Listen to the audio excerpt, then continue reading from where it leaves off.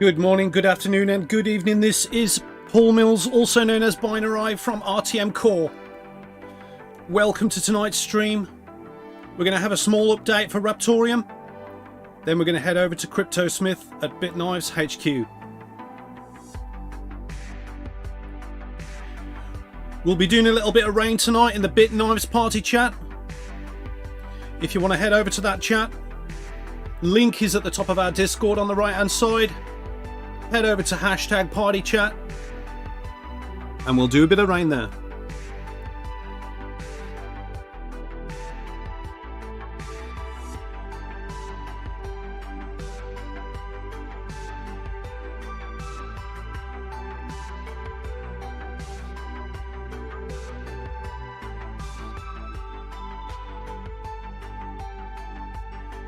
Just want to shout out to White Bat Audio. Thank you for letting us use the tunes tonight.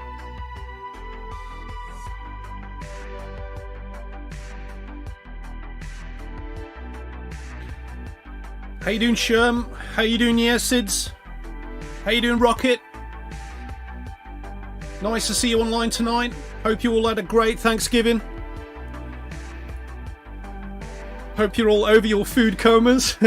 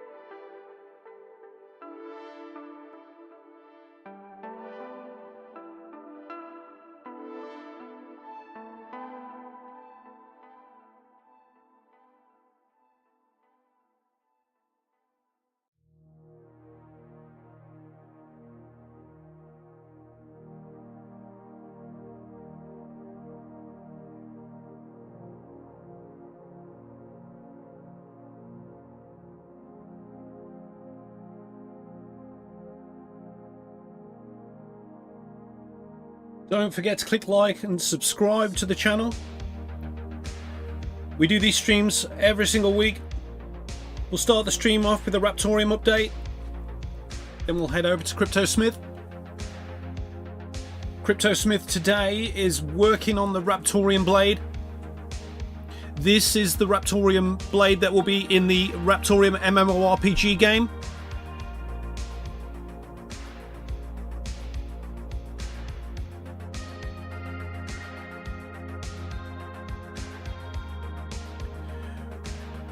We will have a physical blade and there'll be 100 NFTs connected to that for when the asset platform is released.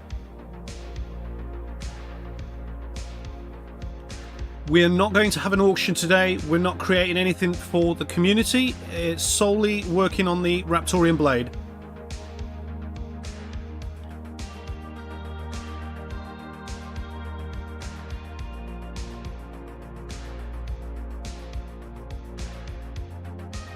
We might be in a bear market, guys, but Raptoreum never sleeps.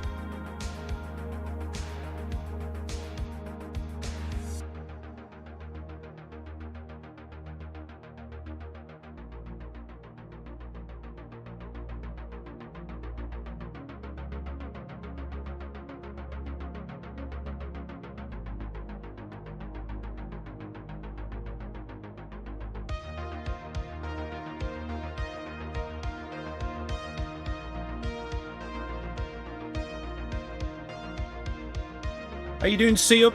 Nice to see you in the chat today. I'll put the link to our Discord on the YouTube chat as well, pin it.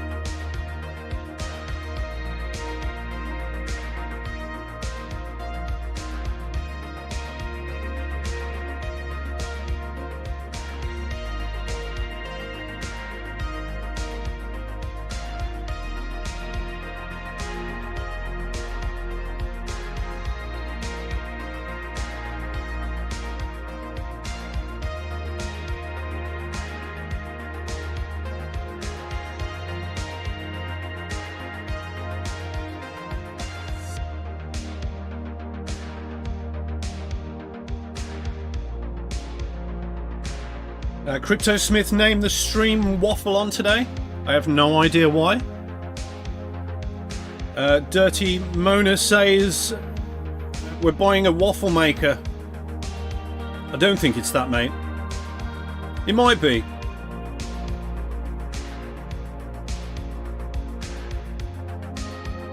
As usual with the Smith streams, we have no clue. No clue about what's been made or what he's going to do. But what I do know is there is no auction tonight.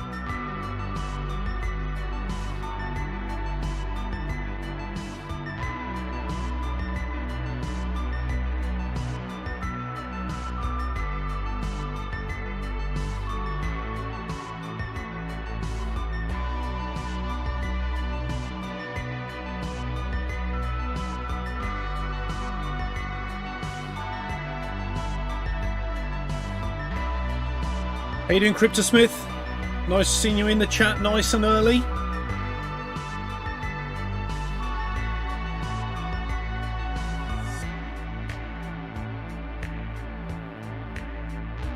Hi, Crypto7.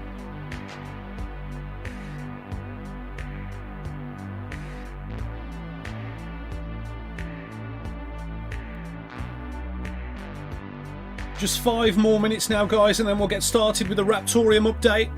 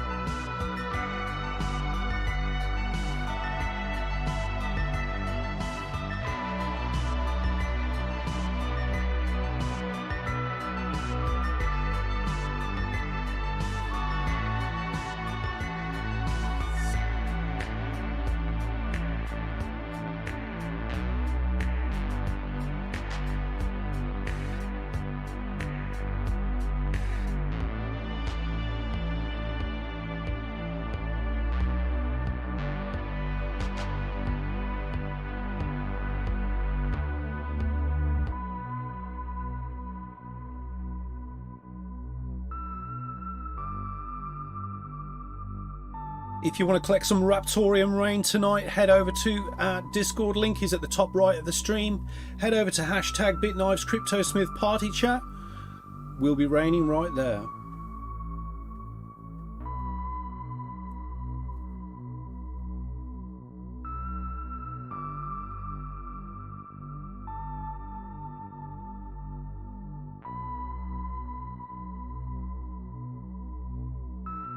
How you doing, Kyle? Kyle says, making a waffle iron. I have no clue, bro.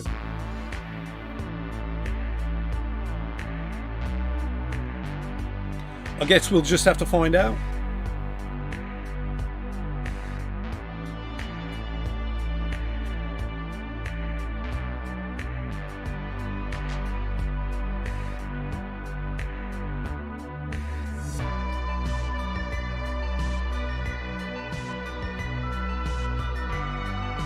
Hi, Azorian. Hope you're okay, man.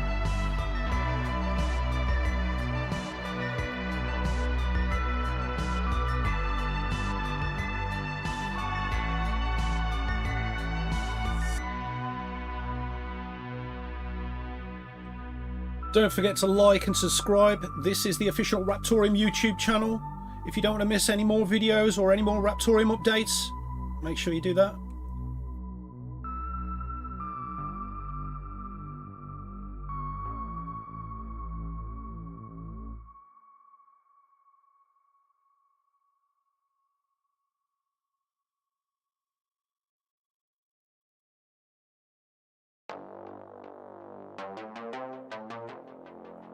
Carl says RTM is booking the system again today. Everything else is going down and RTM is going up. Well, if you say so, bro.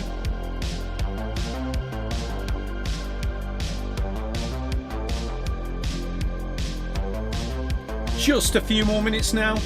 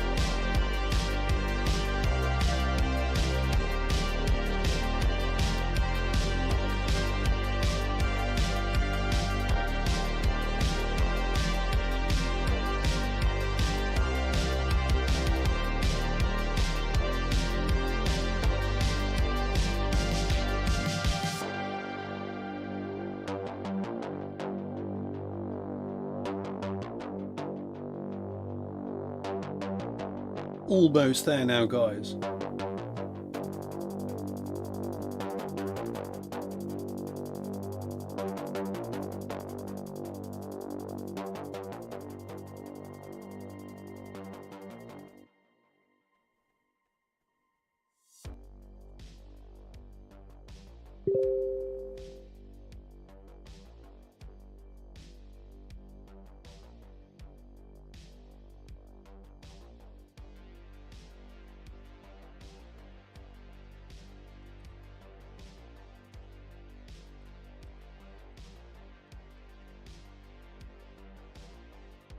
Okay, guys, I think we're just about ready to get going.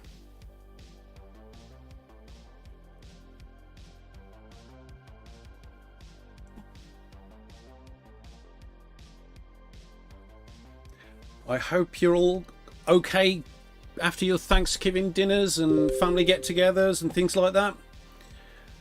This is Paul Mills, also known as Binarai, from RTM Core.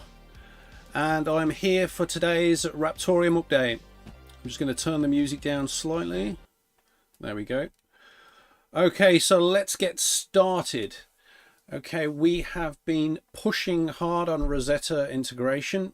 This is needed for platforms like Coinbase and others, and it's a big piece of the jigsaw puzzle needed to propel the project forward in many areas. So it's kind of an important thing. We have currently tasked 2 people with doing that, and hopefully one of them is going to come up trumps with the goods very shortly. We'll see about that. Zlata is working on the new art and merch. This will go up soon. I know some of you have been waiting for the new designs. We have been doing an extremely large amount of work on assets on the development side. You'll be able to see that at GitHub and our Discord hashtag development channel. We are currently doing a private testnet right now amongst the team in order to just test a few things out for a DeFi integration into the testnet. Okay, we have Humble Valky, who is working on the docs right now. We now have a working search in the docs. We didn't have that before. That'll make things easier for when you're searching for, you know, things to do or how to do things on chain. The docs are now displayed perfectly at GitHub for editing and for making, suggesting and changes and things like that. We have got some updates going out shortly on the documents, which will be checked over by Charlie and hopefully approving the changes that Humble's been working on. I am continuing to edit the wiki page after we had it, you know, we had it up and taken down and then up, taken down again. I've been working on some more detailed sources and maybe some information about the team on there as well. And I invite anyone in the community, if they want to help me out with that, if they're a good wiki writer, you're more than welcome to help me out with the draft space, and let's see if we can get it pushed through. There's not many people, not many crypto projects, sorry, on Wikipedia. It's quite difficult to get securely on there, so we're going to keep at it, and we are going to get on Wikipedia permanently. In terms of RCC, we now have auto send to shared nodes. Before it was a manual operation that you had to do. We now have proper collateral increases in place, and nodes hit in order now rather than randomly. Charlie has been working super hard on testnet deployment, which includes testing for load balancing and geo-routing. It's apparently going pretty sweet. If the plans go like they're going right now, it's going to be pretty awesome. We've been working on with the market making team for our upcoming listings. We are really focused on making sure that the new listings are fully supported for any market occurrence, and we want to make sure that the markets are strong for listing and thereafter as well. We want to make sure that it's money well spent, so that's what we've been focusing on, especially the last couple of days. Piggy has been working on new exchange integrations also, as well as the testnet, which I've already talked about. And he's been consulting on the new DeFi platform, which is coming to the testnet. That is actually pretty exciting, actually, and it will work alongside our futures protocol layer as well. Finally, there is a warning for you all. Google has a hole in its ad scanner, which potentially affects all users. It looks like an easy to spot, dumb ad. However, those same ads are currently getting through Google's checks for sponsored content. So if you are clicking on any Google ads, especially in CoinGecko and CMC, ads in your inbox, don't click through those. Go through your bookmark links. We have had a couple of users who've lost Raptoreum WRTM from MetaMask because of this, as well as one who's installed a chart extension from Chrome, which logged keys to 3 of his wallets before he caught on to what was going on. So be extra careful, guys. If we do find any other things that you need to be aware of, we will let you know. We want to make sure our users are protected. We want to be here for the long haul.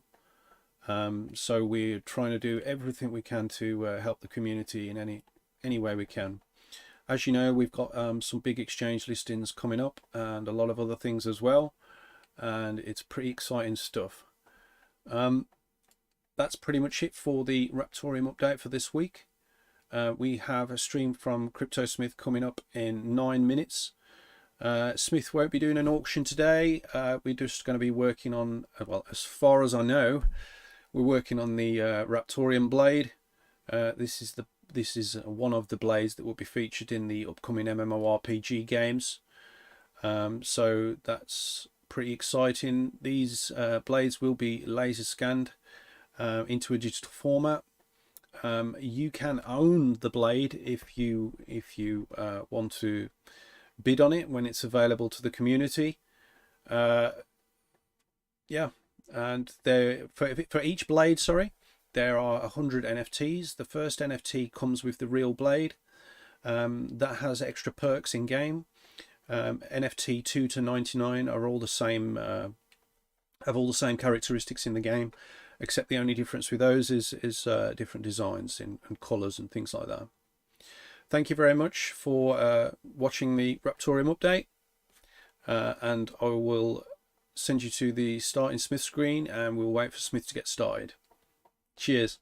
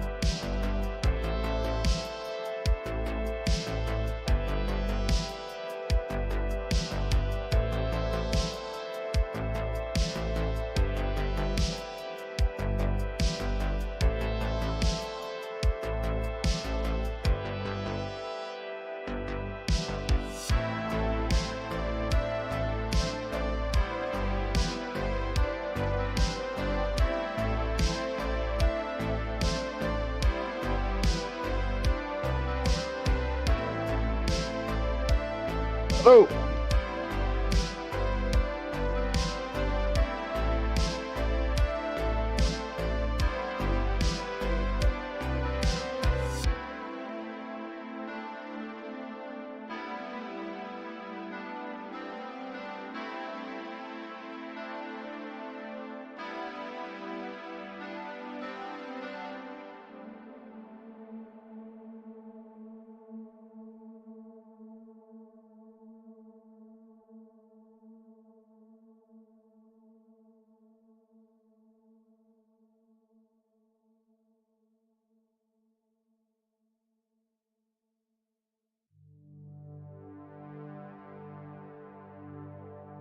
Just a few more minutes now left, guys. Then we'll head over to CryptoSmith.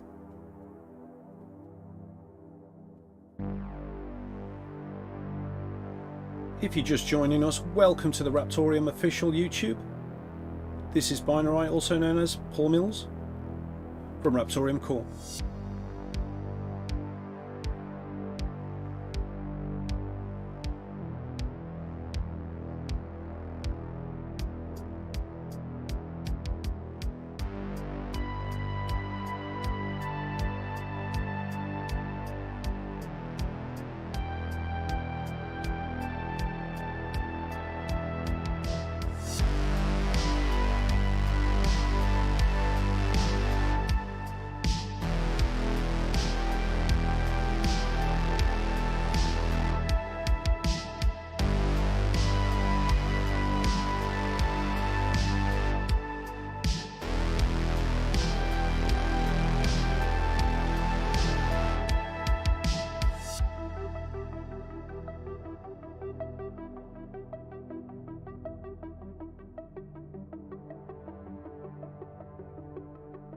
How you doing, HNS Biosafe?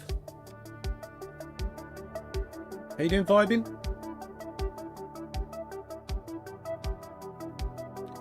Nice to see you in the chat, Jamie.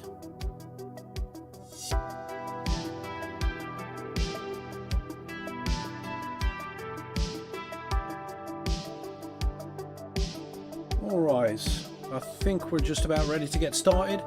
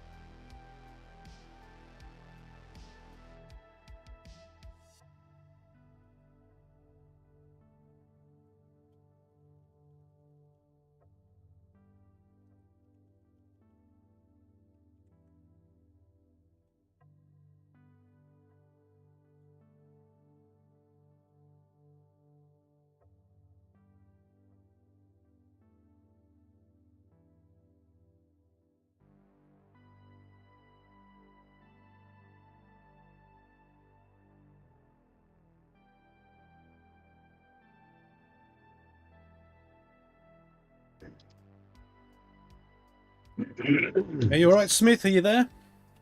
I'm here. Can you hear me? I can hear you, but I can't see you. Okay. Video's coming up.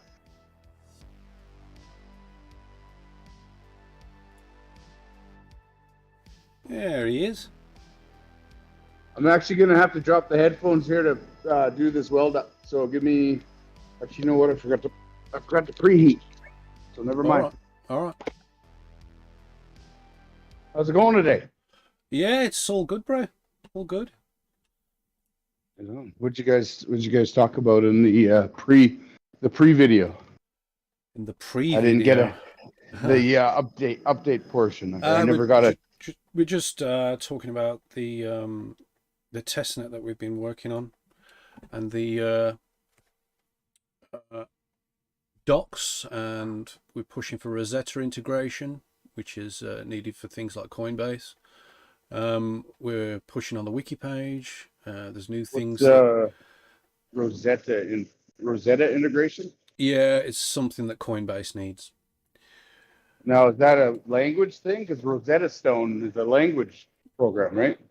Yeah. I'm not entirely sure. I'm not a developer. I'm a marketing guy, but I know that it's needed, and I've requested it. So let's hope we get it. Yeah.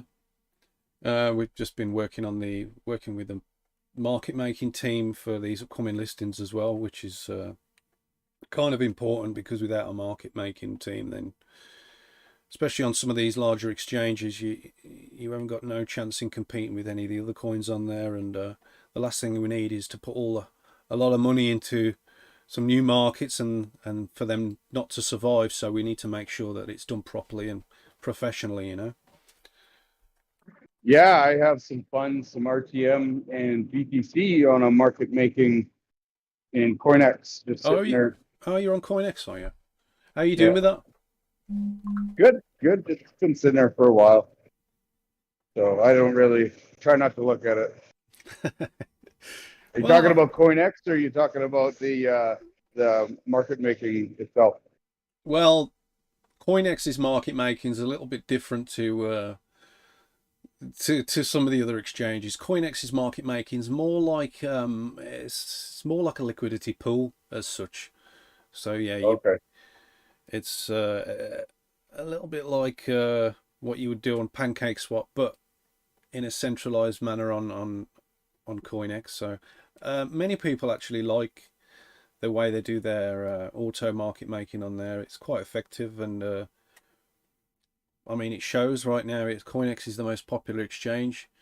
TradeOga did have the crown, but they have been lagging recently, and CoinEx seems to be taking all the RTM trade right now. Yeah, I think I got introduced to CoinEx back when there was when RTM first got put on CoinEx, and then I think there was a prize pool or something to be had from, or something. I forget why, but Yeah, probably a trading competition or something like that. yeah. Yeah. But that's what I got to drop the headphones to make this weld. Yeah, no worries, bro. I'm going to put you on large screen. There we go. How you doing, Charlie? Are you here? I'm here, doing well. You? Yeah, I'm all right. I'm all right. Good.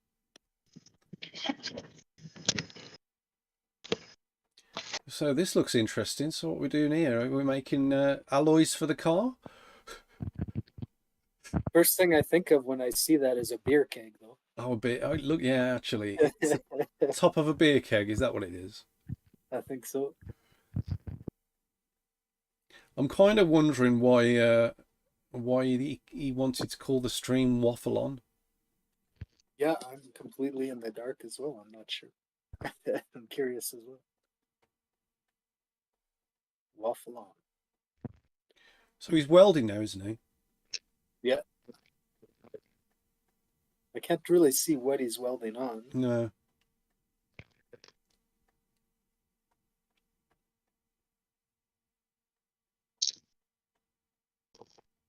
It's like maybe a stack of little, maybe for making a billet or something. Maybe he's making a waffle. Maybe he's making a waffle. Metal A Damascus waffle. Well, I suppose that's how you make the Damascus, isn't it? With a waffle of steel. I mean, you stack it up, you weld it, Yeah. and then you stick it in the forge, get it hot, and smack the layers together so they stick, so they weld together. So I'm not sure what he's doing. It kind of what it looks like. He's welding together, maybe to get ready to make a billet, Damascus. Yeah.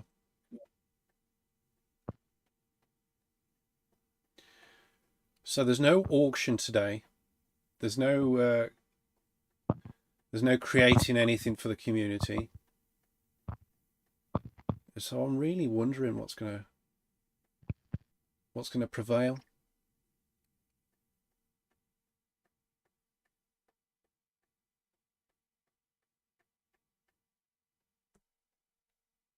Oh, that's something as well. I need to turn the camera off before it breaks Smith's stream. There we go.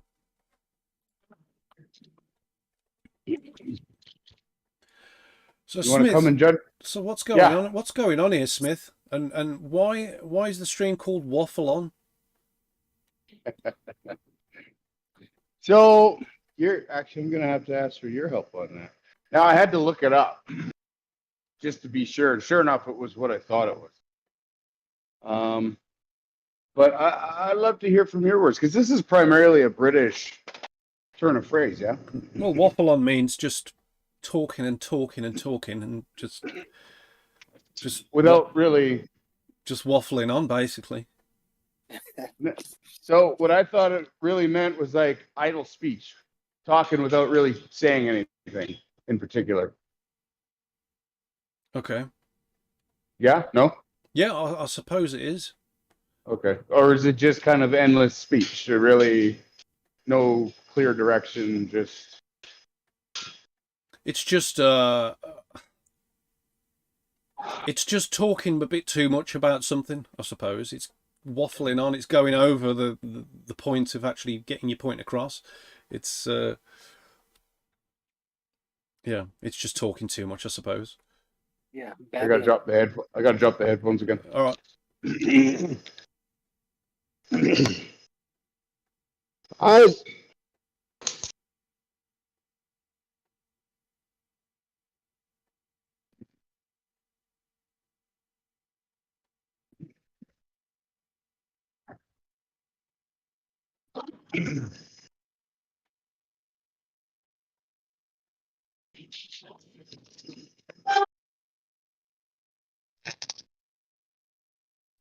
Binarai, can you weld? Have you tried welding before? I do have a welder. A MIG, a TIG, a stick. What kind of welder? Just a stick welder, bro. Nothing special. But I'm all right with it, you know. I'm all right with it. And I learned something new the other day with a stick welder. So if you've got two pieces of steel, yeah, and you want to weld them together, yeah, and if you're pretty crap at welding like me, then there's a little trick you can do with the weld, and that is you start the weld. You know, you scrape the end, you scrape the stick, you start the weld. As soon as the weld starts, you lay it flat in between the steel that you want to join, and then you put on the top like a block of pine, and you just leave it, and it burns all the way through from one side to the other. When you take the pine off, you brush off the bit of carbon, because obviously it's burnt the pine. You whack off the slag, and it's a perfect weld. Perfect weld. That's the first I've heard of that. Yeah, but it only works with a block of wood. Are you talking about the stick welds, or the flux stick? Yeah. So I learned something the other day with the stick welding, where you see, I'm pretty crap at welding. You lay it on the joint, then you put a piece of wood over. And Yeah. And I tried it the other day, and it actually works. I was quite surprised. It does work. Yeah. It works better if the wood is a little bit wet. If you just slightly damp wood, spray it with a bit of water, and then you do it, you get less carbon, and it's a really good weld. I was quite surprised. Yeah, the wet wood would make sense, because it's the lead and frost effect. Yeah. So why the title of the show? I want to do a couple things. One, I didn't get a chance to work on the Raptoreum billet last time. Okay. So that's what we're doing here. We're not going to do an auction item. Nope. No. I've already told them we're not going to have that. And one more thing, and I wanted to include a little bit more of the chat. So Waffle On, just as you explained to us, and as my understanding was just talking. Okay. And I think would be cool is if we maybe include a couple people in the voice chat here. If it doesn't get too crowded, we can just kind of cycle people in and out. Yeah, have some fun with. That'd be great. I mean, kicking them off just for fun reasons. We can definitely get them onto this stream if you want. We can get a chat with people. That's if they do want. it. That's if they want to join. That is. Yeah. But in terms of waffling on, I mean, I can waffle on all day, bro. I Let's do can, it. I can, I can read everything everyone says. I can waffle on about rain. I can waffle on about RTM. I think it's a British thing. We tend to be good at that. Yeah, my Just- waffle stack is really short. I don't waffle on at all. I suck at waffling. Oh, do you? Yeah, I do. Yeah, but you're actually all right waffling on Charlie when you've got a gun in your hand. This is true. Let me go get a gun. Try it out. What's the difference? I mean, if you held a stick or a piece of wood, and would it be the same, or would you need an actual gun? You need an actual gun. I'll answer for him. Yeah, Right. yeah. It Well, needs to go boom boom. What if it was a Bitknives blade? Would you be able to do it then? Oh, I haven't tried it yet. I might have to try that actually. Yeah. I mean, I've living in the world of knives.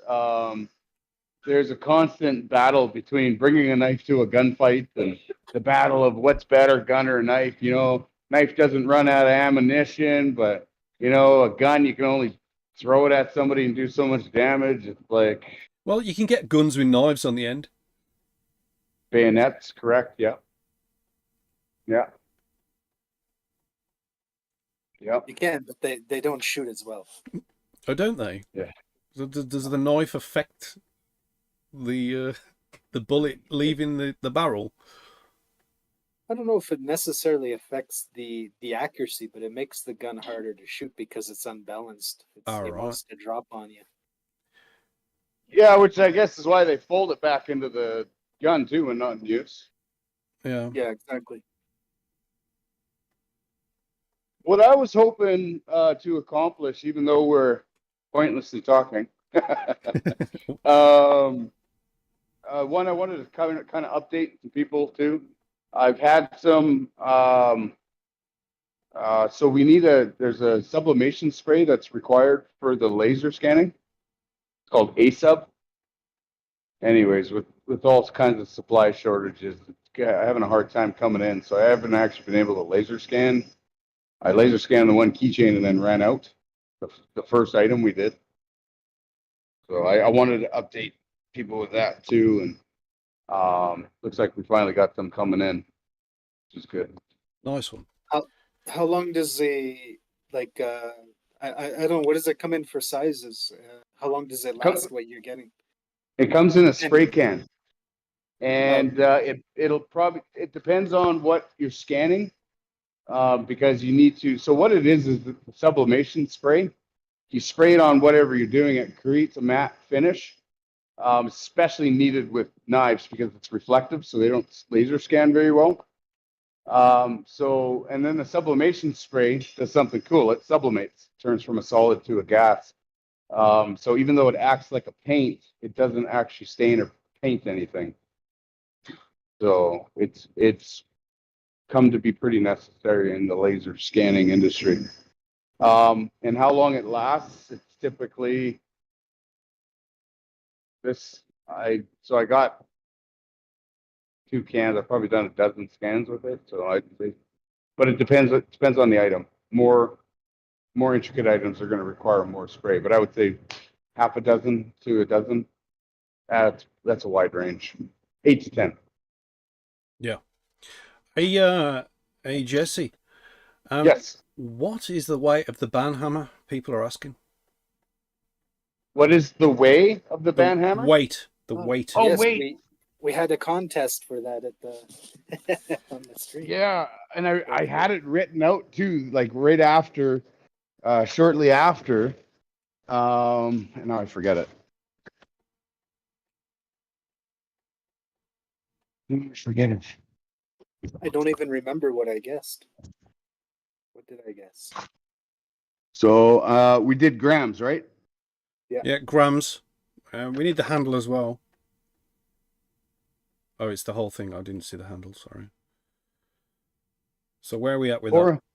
469 grams. 469. Oh, 468. We'll just Sorry. we'll call Sorry, it 69. We'll call it 69 because Sorry, Sherm. 468. I'm not sure who was close to that. I think we needed to be, what was it, 5 gram either side or something. Yeah, something like that. Or Yeah. And I then think you said closest 2 though. no, because you didn't want to make that thing, did you? So we needed to make it Let's say 20 either side. 20 either side. Yeah. All right. Well, we're gonna have to look at the historic chat just to see if anyone's anywhere close to that. Check this guy out. This is Honduras Rosewood Burrow. This stuff is something insane. Yeah, that is absolutely beautiful. So how do we call that? Chatoyance? Is that how we say it? Yeah. Lots of depth and pattern in the wood. It's really nice. That's Makumi.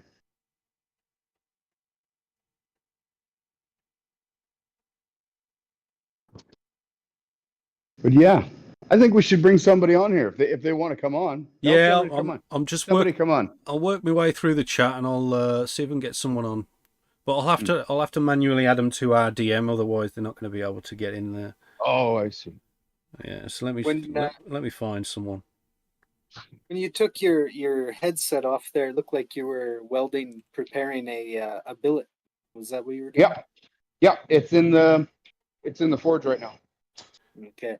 Also, is the beer keg to be used for anything? At the top of the beer? Yeah, It's the smelter lid. Ah, right. So the smelter we used last time to pour the brass, that's the lid for it. I just haven't had a chance to put any refractory inside of it yet. Gotcha. You know, one of those things where you'll eventually get to it. 3 years ago.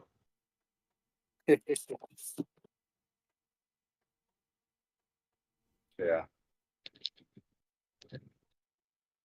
Okay.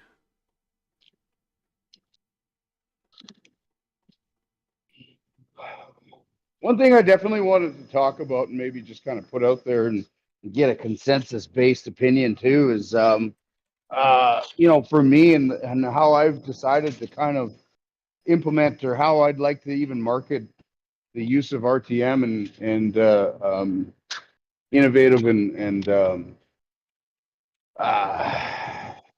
independent currency into my business. There's some things where I do have questions where I kind of wish I had somebody on speed dial. You know, I've thought of ideas like somebody coming through our door and essentially getting them into the RTM space by telling them I'll give them a discount, 20% discount if they pay us an RTM kind of thing. You know what I mean? But like the real world implementation of that, and what I mean by that is obviously it's pretty easy just to say, hey, do this, walk them through the steps, but really to spoon feed just the average Joe on how to get them into that space seamlessly and easily to the point where they don't feel like my brother, if you get him to change a setting on his email, by the end of it, he's just livid. I don't know if any of you guys have family members like that, but oh yeah, I have a few. Yeah, he doesn't do well. Getting him into an RTM space, that's the kind of stuff I'm talking about. And I don't, perhaps there's, you know, somebody out there in the community who can really speak to just some insight that is, you know, I come from more of a simple frame of mind, background. Yays are yays and nays are nays, right? And it's kind of easy enough to talk to people in my knuckle dragger,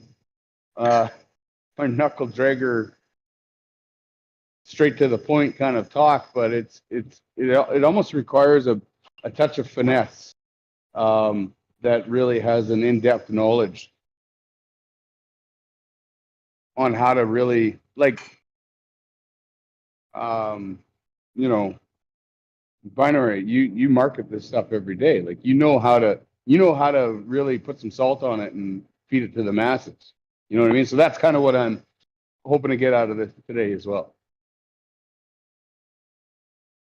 Yeah, I mean, what we need for that is eventually RTM will have a simple on-ramp with fiat, where you can simply buy RTM with your credit card directly, very easily, and then have that stored somewhere easy, such as in a web wallet. You don't need to download the blockchain. You don't need to synchronize with the blockchain, et cetera, et cetera. So you need that kind of wrapped up pretty, just like buying anything else online, you can buy the RTM and then you have easy access to that. And it's just like sending cash. And then you can go, let's say, to Jesse's knife shop and easily purchase what you want there, a knife, etc., with RTM. Send it to you. Your site displays the price in RTM, and they send it to you, and that's it. Like it needs to be wrapped up very pretty and very simple. But to do that, RTM needs a fiat, easy fiat trade to be able to do So that. I know I've seen this ad out there where they've made an onboard, like I think it's CoinEx, and CoinEx has they're pestering me all the time whenever I open the app. They say, oh, try this, and they give it a name, and it's a service essentially where you can purchase via credit card or even debit credit, which we have here in Canada, BTC or ETH. Or no, I think what they do is they do their native token and then swap it over to whatever currency. Yeah. It's along those lines. But I will say that our upcoming listings may or may not have direct credit card to cryptocurrency on there, so you'll be able to buy RTM straight from the bank, and that's something we haven't had yet. So now that also raises the question: what's an incentive for a business? Like if I were to try to sell this to my fellow business owners, say, hey, discount your product 20%. And these are just questions that pop up in my head. What kind of incentive can I say, hey, here's your reason that you should do this, other than to take away control of our currencies from institutions? I think that if any. Yeah, I think when you're talking it in that sense, you're just talking about literally transactional, and in that sense, it's just literally currency terms. But when you think about the bigger picture with Raptoreum, we have assets and we have smart contracts coming along, and as we explained in the stream last time, that in itself has a lot of qualities to it that a standard currency wouldn't have, such as traceability of produce, such as automations in business to do with websites and other things like that. Really taking out the manual labor of things and allowing businesses to focus on what really matters to them, rather than having to worry too much about how the assets are being transferred through the company and things like that, and how the stock is traced and recorded, and from source to finished product, everything can be tracked properly, and standard transactions don't allow that, and that's one of the main selling points of it. And also, right now, in terms of standard currencies in the world, everything is suffering right now, suffering hugely, because of the way it works, because of the way it's designed, and crypto when it emerged with Bitcoin in 2008, it was designed to solve these issues. You couldn't get in debt with it. You've either got Bitcoin or you haven't got Bitcoin. You know, there's no borrowing from somebody else. There's no spending something you haven't got. But as time has gone on, we've got to the stage where, you know, you've got the likes of FTX and Gemini and Luna and all this that has started doing, and Celsius as well, doing a lot of lending and doing a lot of borrowing from other places and this and that. And they're falling into the same trap that finance has exactly been in. Yeah. The world burped, and the crypto projects that were in line with the world burping, they're the ones that have folded. You know,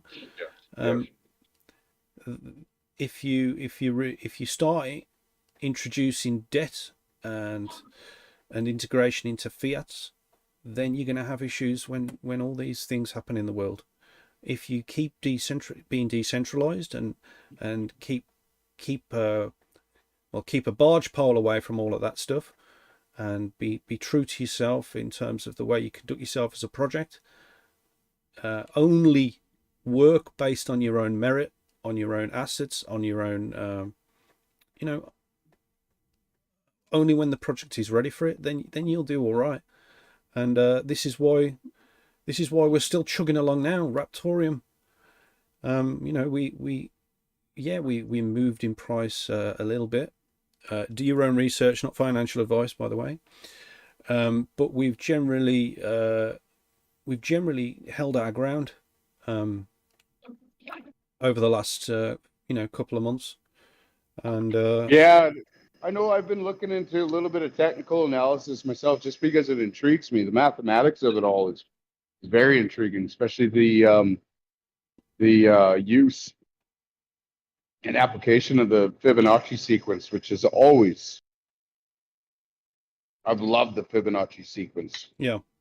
In design, we use it a lot. I mean, it's embedded in it, whether we want it to or not. So when I saw that Fibonacci sequence was embedded into the technical analysis of things too, that intrigued me. But one thing that I learned quite early was that the down moves was actually lending, and I don't want to get into that, but consolidation. Let me just say that consolidation, and this is something that I've really seen that I can apply to many facets of my life, not just currencies, not just stocks, not just crypto, but consolidation in itself always gives me a greater sense of confidence. Anyways, side note. Yeah, I think I mean, personally for me, I've come from a Forex background many years ago, before all of this crypto started, and that was my thing. And I was working in teams and groups and things like that, and I learned a lot from that. But what I also learned from walking into a crypto environment is that everything I learned in Forex is based on markets that are really high volume, in the billions and billions and billions, like nothing even close to what cryptocurrency is. So when people come to me or go on Twitter telling the whole world about this technical analysis that they're doing on this crypto and all this, I think people should really take it with a pinch of salt, because they're using the same methods as foreign exchange, and that's based on high volume markets, and you can't really do it with cryptocurrency, because yeah, exactly, the liquidity is not there. And also cryptocurrency is so volatile in terms of, like, if Charlie was to come online now and say I don't know, he could say, from now on the whole team are wearing pink dresses and we're going to be buying loads of Dogecoin, right? The price would probably move a lot based on that alone. Yeah. Whereas if I was at the boss of a stock or an asset that was trading in the multi billions every single day, and then I told everyone I was going to wear a pink dress and that we were going to buy Dogecoin, it probably wouldn't move a lot because it's so large already. Yeah, so it's because it's based so much off of basically because little things can move it to a great deal. Yeah. Relatively speaking, it is really hard to put any type of metric to that.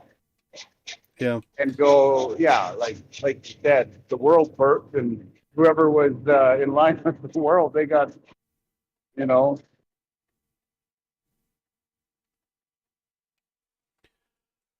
That whole too big to fail situation really doesn't apply.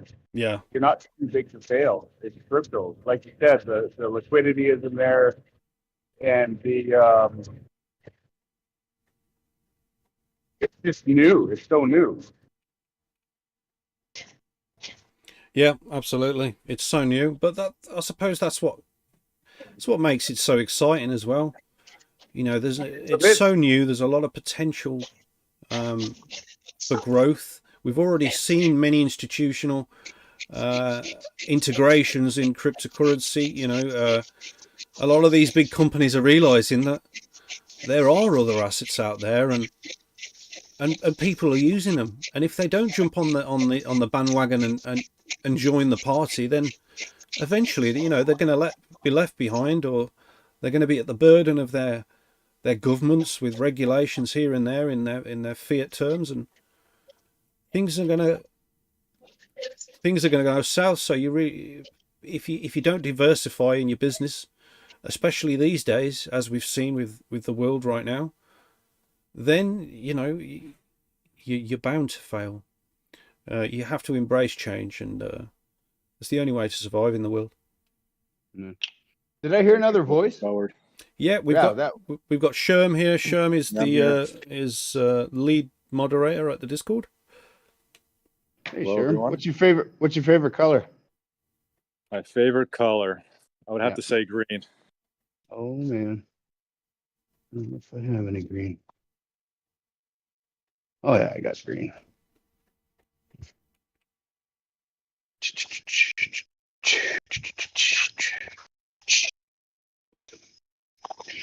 So your Thanksgiving, how was the next day? Next day was Thanksgiving part 2. I Did know it the all one over again. So second food coma. So I'm finally recovered. I know that one. The one memorable Thanksgiving for me, I had I think 5 Thanksgiving dinners. Wow. Yeah, it was insane. It was definitely too much. Yeah, to say the least. But of course, you can't say no to, you know what I mean. Everybody. No. All the families, everybody's families want to get together, see everybody. Yeah. You got to eat. This is kind of a muted green. So why are you looking for this green? What are we doing here? Oh, I'm gonna make a spinning top, I think. Ooh, nice. So I had to step away right when CryptoSmith was asking about the business thing and why a business might want to accept it. I had to step away, right? I don't know what you guys covered, but I mean, a lot of businesses now are online. Their shops are online. They accept payment online. And probably the biggest cost and the biggest hassle for an online shop is fraud. And with cryptocurrency, with RTM, for example, that doesn't really exist. It's not something that you need to worry about. And that's a big plus. And you also don't need to force people to give up information they may not want to when they order. It's a couple of big points. Is that a double-edged sword though? Because the now, and you have to forgive me for being the beneficial adversary, but now I know a lot of people when they stood on a soapbox against cryptocurrency, they mentioned how the same thing that protects the legitimate user is the same thing that protects the illegitimate user. Maybe I don't know, maybe looking for some clarity on that. Am I sipping the wrong Kool-Aid? I personally, I think you could do that with anything. You could do that with gold bullion. I mean, it doesn't matter which currency you're talking about. There's always the possibility of using it for good or for evil. But speaking specifically fraud-wise, is that something that's mitigated by any kind of mechanism? I mean, it's hard to say. I mean, you can have your. I mean, sure, somebody could steal your RTM and go buy something with it, and they don't really have any consequences. You know, there's no real anything in place to prevent that. But from strictly from like an online shop point of view, and all of the safeguards you need to put in place to try and prevent fraud, and sometimes that fails, and you end up sending out an item, and then you get slammed for it. You have a charge back, etc. It doesn't really exist with the crypto. But at the same time, you're responsible for your own funds. So, and I was gonna say, like, that's definitely within the envelope of your keys, your crypto.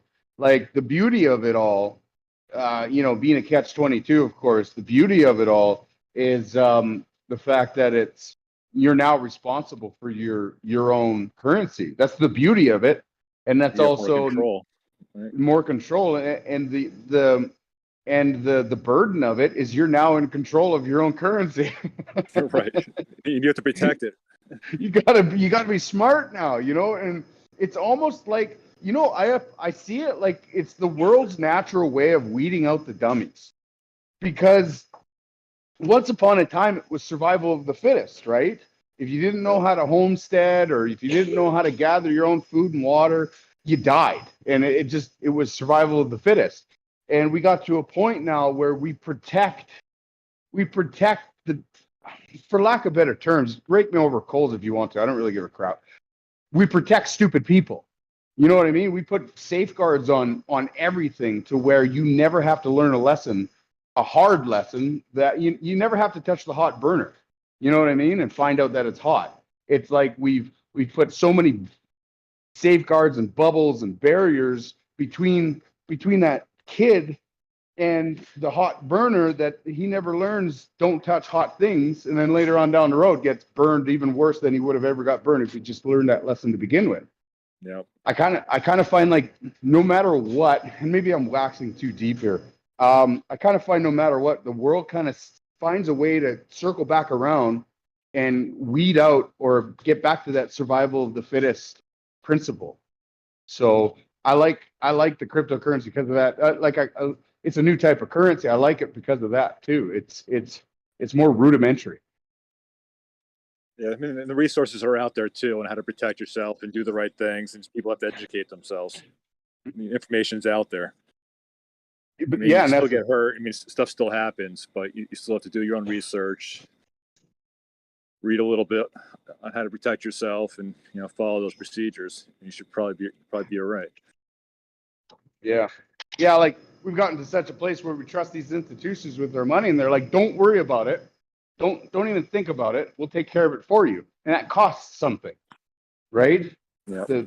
It costs them giving us pennies on the dollars, and it costs them charging us a monthly service fee, and it costs them not fully protecting our money even when it does get defrauded. And still we just pay them. But yet we get peace of mind, or we have the privilege or the luxury of being not intellectually invested into our own finances and assets. Whereas cryptocurrency puts that back in our hands, and it's like, no, now you got to learn. Now you got to do your own research, because you hear it all the time. I mean, Binarai said it, I think, 3 times. Do your own research, just in this one chat, right? So it's like the responsibility is put back in our hands. I'm a big proponent of being responsible for our own actions. So this is another. There's multiple facets that really drives me into the whole spirit, if you will, behind cryptocurrency. And RTM, I think, is the best of it, because it's community driven. and it has good fundamentals, foundation, and backbone. I don't know if anybody wants to add to that. Izorian said, since we were talking about RTM here, Charlie, why aren't the exchanges doing staking on own programs on RTM? Is there any plan, or is this up to the exchange, or do you have any influence on it at all? Well, do you want to answer, Charlie? No, go ahead. I'm the last guy to ask about exchanges. All right. So I'll let Binarai do that. Well, the exchanges, it's up to them if they want to do that. I mean, we wouldn't mind if like CoinX did something like that, but like for example, if like like Trade Ogre did it, I wouldn't. I'm not sure I'd be too keen on that. I'm not saying they're a bad exchange or anything, but I wouldn't feel comfortable with it. But also we've got iNodes and we've got Sully nodes, which are very reputable node services, and you know the trust is with them right now. If we had some larger exchanges, then in that instance we would be we would be more than willing to have some staking programs on there where they would host nodes and things like that, just like for example, like you can do with coins on other exchanges, but the exchanges tend to select some of the larger coins that are more popular with the users in order to do it. So we would have to make sure we would be at the stage where the exchange would be happy with us in order to make that happen. So they would benefit from it, and the project would benefit from it, and the users would benefit from it as well, being able to trade it and stake it at point. So yeah, obviously we would be open to that.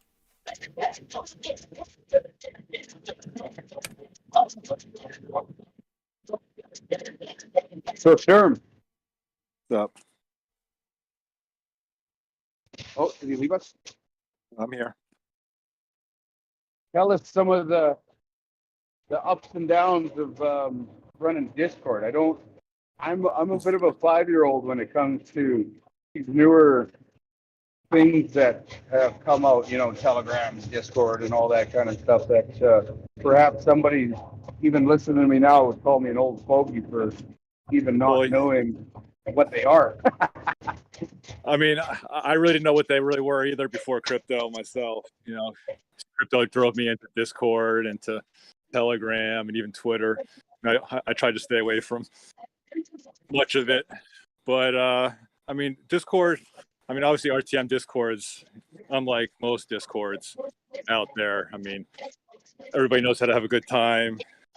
You got RTM trivia, people raining, and always good conversation going on in there. But I mean, the downsides, I wouldn't say there's a whole lot of downsides. I mean, every once in a while people get rowdy and crazy and excited, and you have to rein them in every once in a while. But it's good to have fun, energetic people.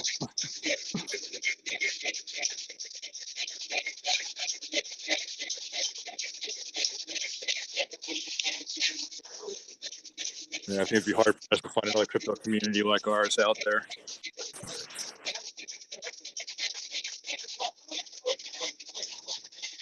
So if I asked you to describe the administrative position in like 3 words, what would those words be? Those 3 words. That's a good question.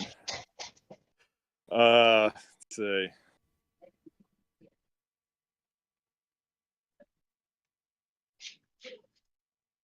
Salt. Yeah, I mean, definitely salty, but enjoyable and interesting. It's definitely very interesting because you got such a diverse community out there. You see a lot of different points of view.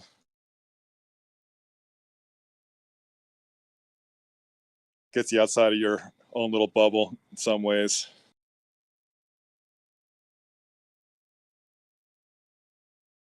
So I kind of missed that. You said your first introduction to Discord and Telegram was like recently because of the RTM project.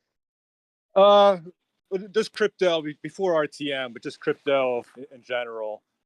Kind of got me into some of the YouTubers, then joining their Discords from YouTube and starting to follow some of them, and then obviously joining certain projects that I liked, and obviously RTM being one of them. And then basically once I joined the Discord, I basically just never left. The community is so awesome. Just really spent so much time there, and eventually just started helping people out, and eventually worked myself onto the team. Yeah, I know. The other day I was sitting down for afternoon coffee, and I accidentally hit the voice chat, and I think it was Binarai and the Baguette Nibbler. Yeah. And so I accidentally joined, and they're like, "Oh, it's the Smith," and I was like, "Oh crap, I'm in now, right?" And Spotted you. Yeah, so to boot, I had the microphone issues, and I'm like, oh, well, I can't just be that guy who just pops in, pops out, and he's just like, what the heck happened there, So I went and fixed the microphone issue and got on there. Ended up having a good chat. And I remember hanging up because I was like an hour past coffee, and I had to get back to work. And I remember hanging up going, oh, man, I know this has started something, Like, You'll be back. I'll be back. I drank the Kool-Aid. We're always hanging out in voice chat, having a good time, bullshitting. Yeah, so I think I caught the tail end of that before you had to go and get back to work. Yeah. This Christmas, we started doing our Christmas stuff like 2 months ago, so we're pretty slammed right now. But yeah, Christmas season's always busy season, right? For any retail.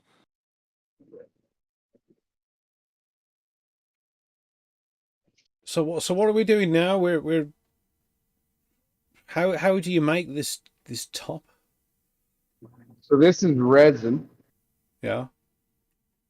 and I have a blank of it. So whenever I do some resin pours, and if I have excess, I pour them into tubes. Okay. And I'm just keeping busy while the steel's heating up in the forge. All right. But what we'll do here That's pretty cool looking.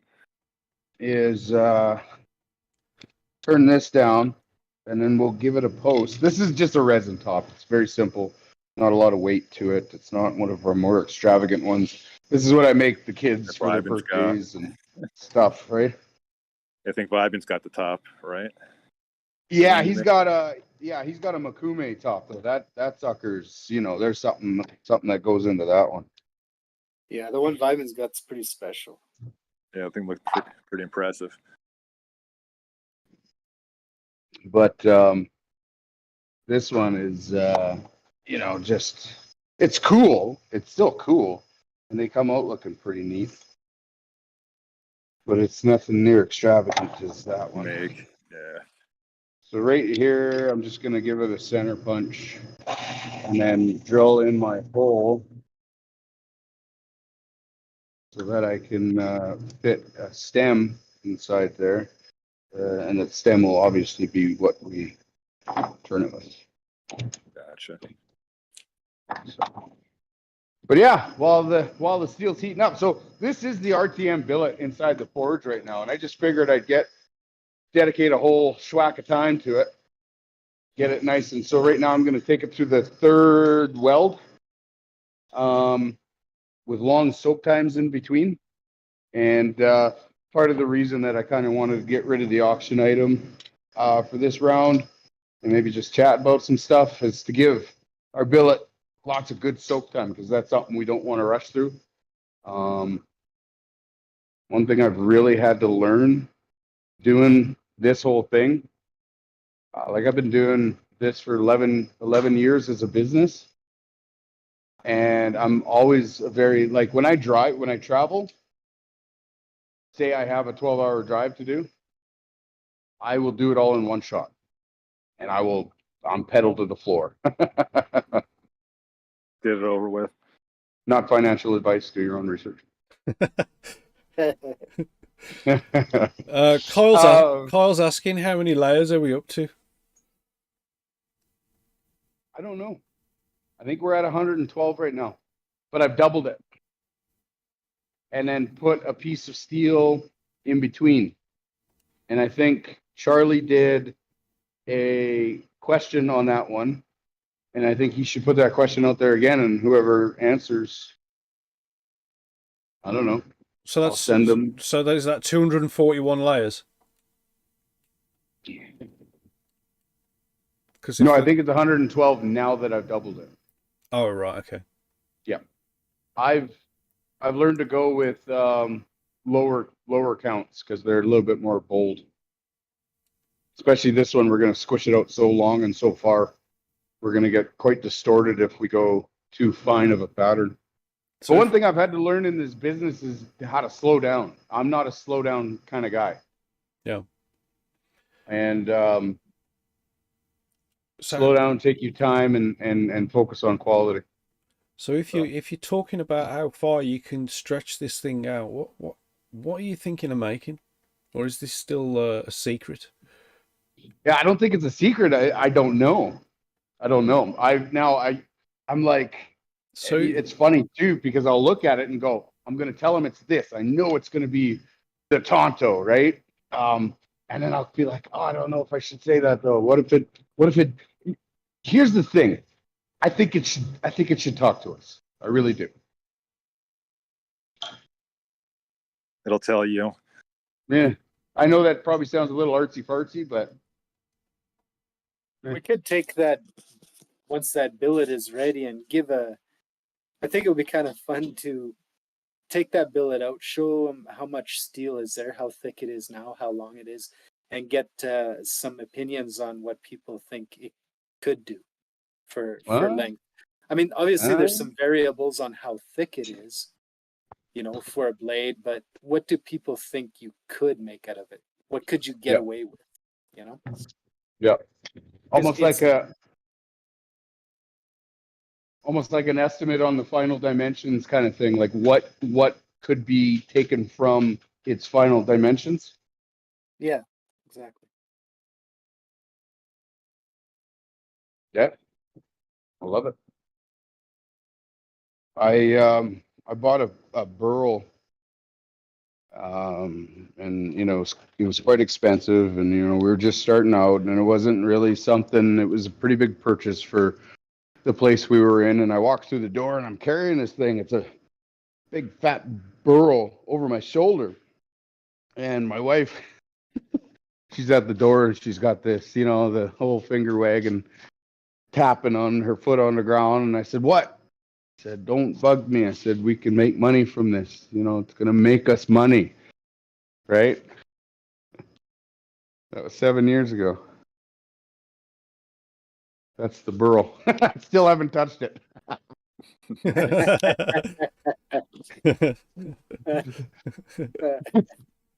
It hasn't talked to me yet. Well, you didn't sell it, you still got it, so that's right. And hey, with the price of wood nowadays, it was a good investment. I'm gonna give this the third weld. I'll take it out. I'll show it next to a scale so that everybody can kind of get an idea of the dimensions that it is currently. And then I think I'm gonna draw it out a little bit. Because it's,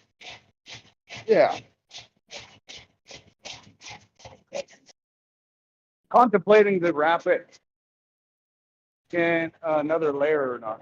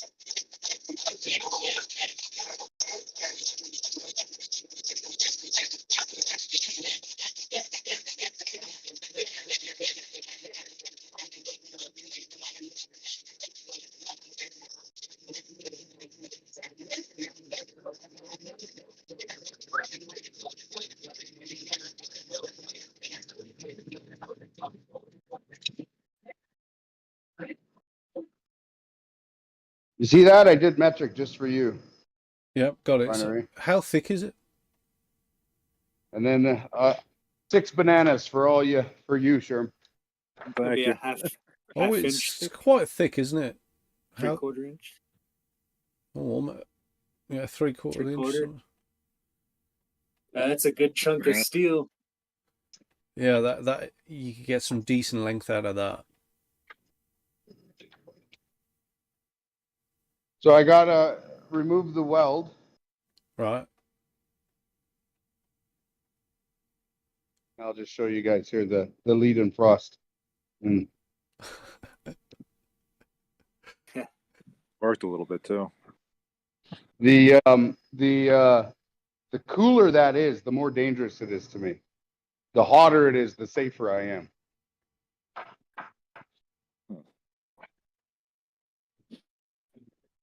I'll remove that weld, and then I think I'll. Now I know we're getting into time wise a bit. Yeah, we're I think what we'll. couple of minutes into the hour. I think what we'll do. Again, we're not under any kind of time constraints or anything because we're waffling on. Right. Okay. We can waffle all night. Yeah.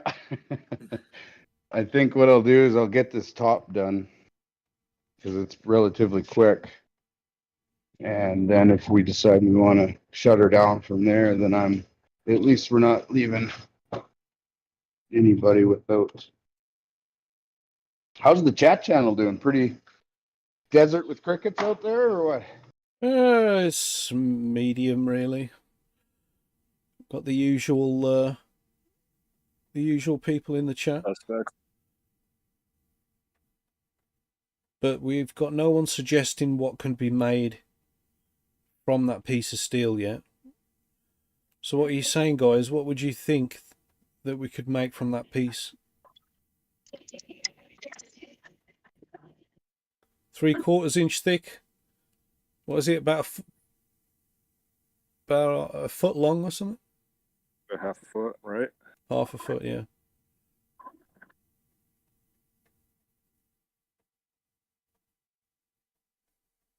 So fun fact,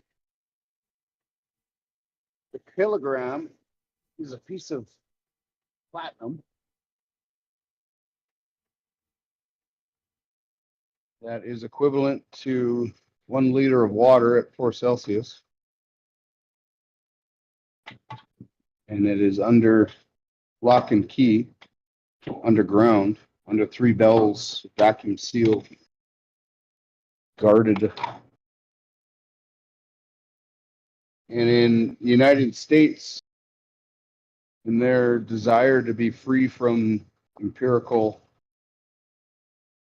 influence of any sort, have reverted to the pound in ounces, which, funny enough, just like all other 6 other metrics, all have a reference back to that kilogram.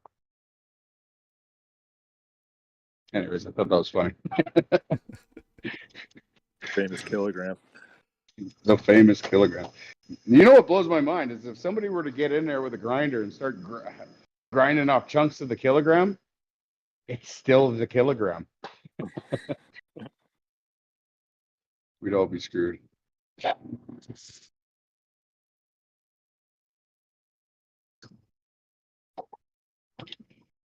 Righty.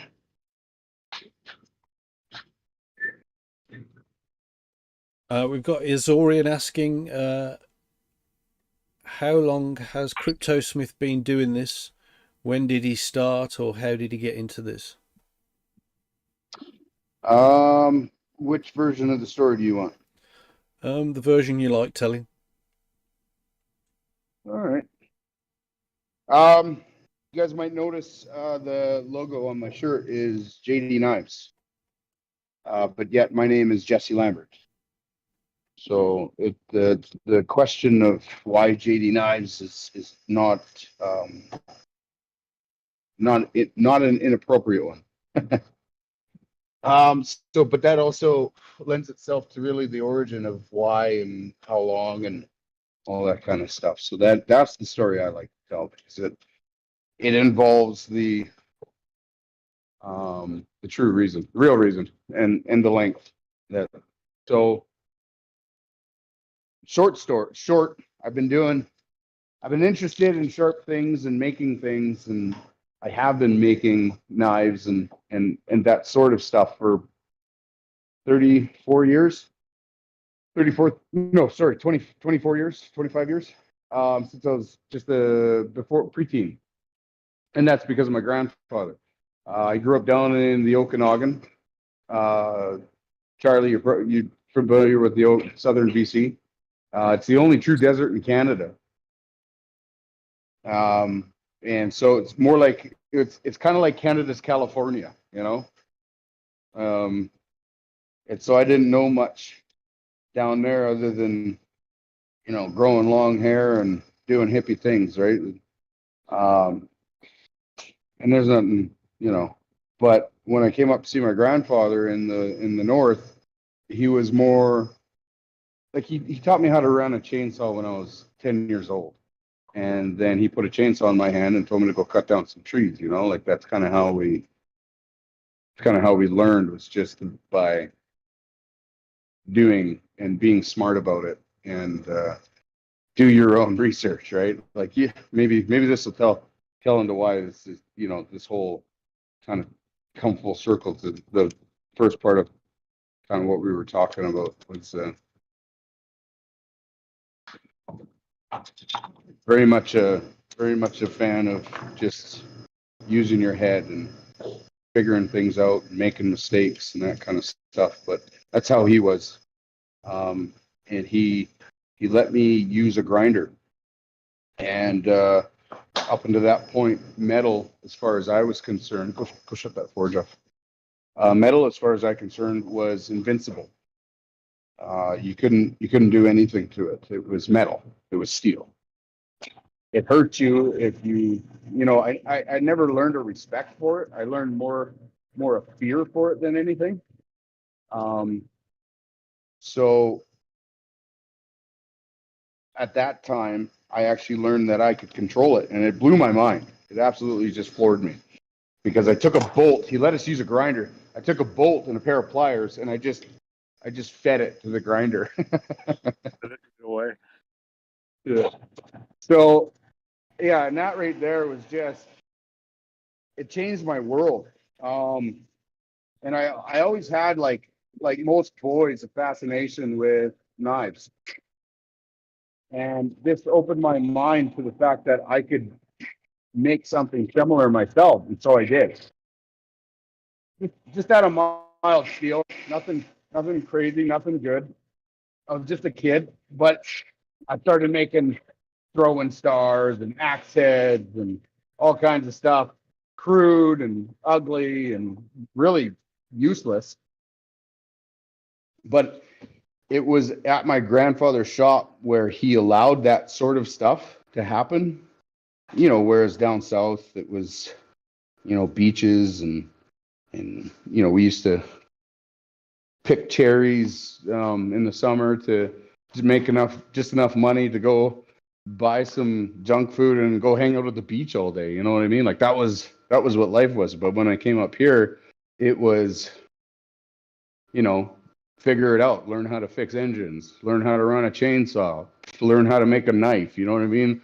Down south, we weren't really allowed to do that stuff. So it was up here that it happened with my grandfather. My grandfather's name was John Danahay, and that's why JD Knives. But yeah, that all started, 25 years ago, 24 years ago. I've been doing this as a selling my wares since 2009. And we went full-time knife making back in 2016. So that's when we actually, you know, got the registered name and did everything proper like. So long story longer. Well, it's a good story. Yeah, HNS is asking regarding the billet. I think what are the properties of the metal, that may help decide what to make. So the cladding, it's a San Mai billet, and the cladding is the Damascus that we've been working on for some time. And then I put an 80 CRV core, or no, sorry, I put it A2 tool steel core in there to complete the San Mai construction. And all San Mai means is three layers. That's also each Nissan. San is It's a sandwich, basically. yeah. So that's when we started all this, I was welding. That's what I was welding, was the different layers. I'm not really familiar with the A2 tool steel. That's a new one for me. So it's an air hardening tool steel, which stands for the A. It's what you would consider a low alloy steel, but it's very high carbon, even in comparison to most high carbon steels. It's extremely shock resistant. It's tougher and it's hard. Man, she's hard. So because anytime you can afford to cool down steel at the slowest rate possible, it's always going to be stronger, aka tougher. And that's because it's less of a shock. And of course, now when I say afford, there's a lot of steels that have to be hardened by certain methods to get the best results, but those best results are still, let's say, not as ideal for speaking specifically toughness wise, as something that cools down as slow as possible, because whenever you get slow growth rate of crystals, you allow them to kind of take on the nature of what they're intended to be, rather than violent episodes of cooling where essentially crystalline structures get frozen into unideal patterns. So the A2 tool steel is I've found it anyways, a very refined steel, and it'll actually hold a higher hardness at a lower temper. So it's tougher. I like it for that reason. So would you compare that to like for toughness, like to let's say 5160 or? So 5160, it's a pretty tough steel, but it's a different kind of toughness. It has elasticity, and the elasticity comes from the different carbides that are available. Because where toughness is it's as a resistance or a yield strength to a high yield to dislocation. So whenever you're talking about dislocation of grain boundaries, it always depends on the nature of the grains themselves. So the grains in the case of 5160 and really relies on vanadium and the manganese, and I don't have the chemical composite right offhand, but the different alloying elements will be increased or decreased depending on the nature of the grains themselves, and those grains have their own boundaries which lend themselves to the yield capacity for dislocation. So there's different kinds of toughness, and stuff like 5160, the toughness really lends itself to the elasticity, and that's why they use it for spring steel. Whereas like A2, because it's refined, it may have a greater likelihood of dislocating from its neighboring grain boundary, but so vanadium is a refining alloy. It will help refine the carbides.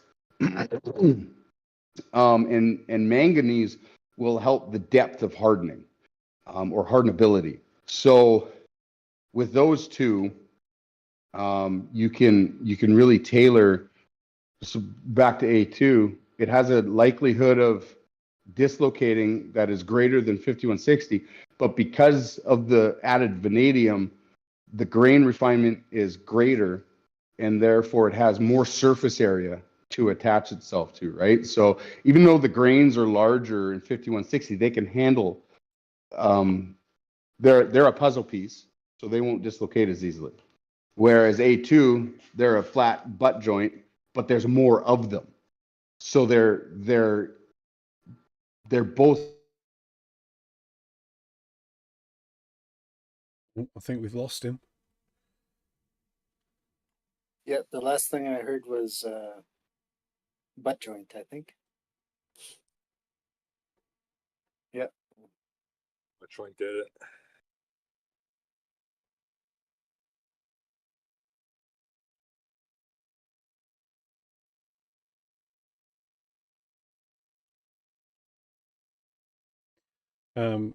HNS Biosafe has sent a suggestion for what could be made. He's suggesting that. I know you guys can't see it on the Discord right now, but it's on YouTube right now. Yeah, so he's suggesting that it is a gladiator battle sword. Oh, like a gladius? Yeah, I'll send it to the DM, but yeah, the community are currently looking at it right now. Let me Yeah, that's about what it is, Gladius. Though with a more of a longer, sharper tip. It's two for Gladius, but yeah. It definitely would be enough steel to make something like that. yeah, it looks pretty cool as well.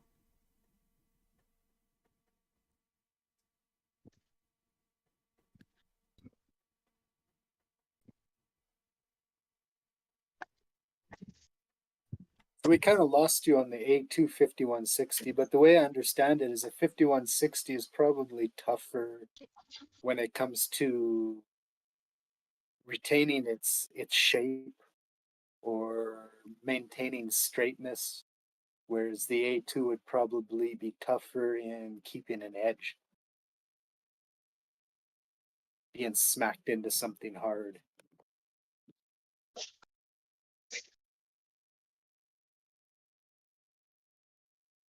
I'm not sure if we're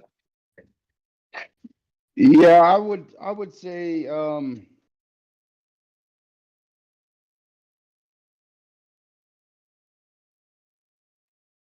5160 is better at being a spring. So it's good at keeping its edge in the way that it will return back. It's got good memory. okay. Whereas A2 doesn't need to have memory because it just won't move. It says, screw that. I'm staying right where I am. And 5160 is like that cool friend where he's like, oh yeah, man, I'll go there. And he just comes right back. You know?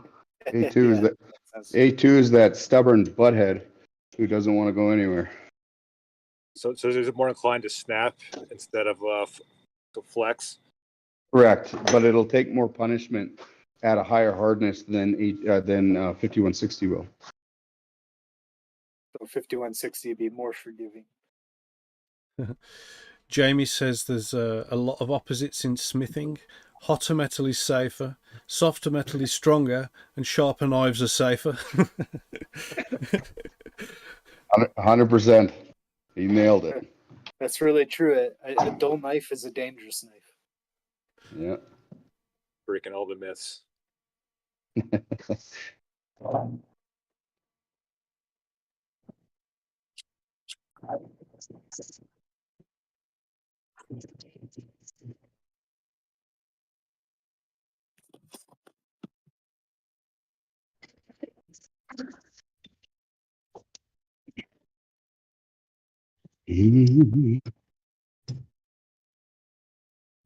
Anything else interesting going over on the chat? Vibing wants Mike wants a katana from iNodes. But I think he's saying he's going to wait for the bull run to come around until he can pay for the man hours for you to make him one.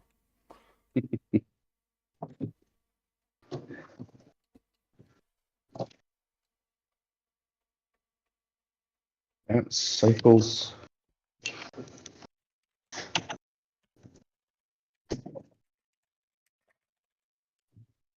Mm. Da-da-da-da-da-da. So, sir, So, I know a bit about Charlie, and I know a bit about Binarai. Am I saying that right? Yeah, you said it perfectly. Much respect. A little bit about you. a bit about me. A little bit about you. I mean, work-wise, I grew up in the printing business, printing, publishing. Like That's old, what- like. So, do you have any? Sorry to cut you off. Do you have any exposure to like the old school printing presses?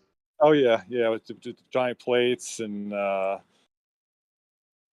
giant rolls of paper going through, and then I've also experienced the cutting edge of digital printing as well, and that transition to that aspect, and taking old films that they used to make plates from and scanning them in and redigitizing old film like on old comic books. All those old comic books, there's one sheet of film. It's the only records they have of these books, so able to rescan those in and so they can republish things and do things like that as well. But a lot of commercial printing, and so I pretty much just grew up in that space, and got my business degree. Ended up going into finance and selling financial products and insurance, and did that for a while, and started my own independent practice, and did that for a bit, but kind of got tired of the industry. And You did an independent practice. Sorry, of what? so I was basically an independent broker for a while after working Oh, I for see. a large insurance broker for a while, and then started my own independent practice for a while, and just got kind of tired of the industry, wanted some change, and kind of got into crypto, and I started my own crypto mining company. And so we're kind of working on mining and building that out, and looking into arbitrage and bots and trading bots and those types of things. So that's kind of been my focus lately, and obviously working with the Raptoreum team and the projects here, doing what I can, help it along as well.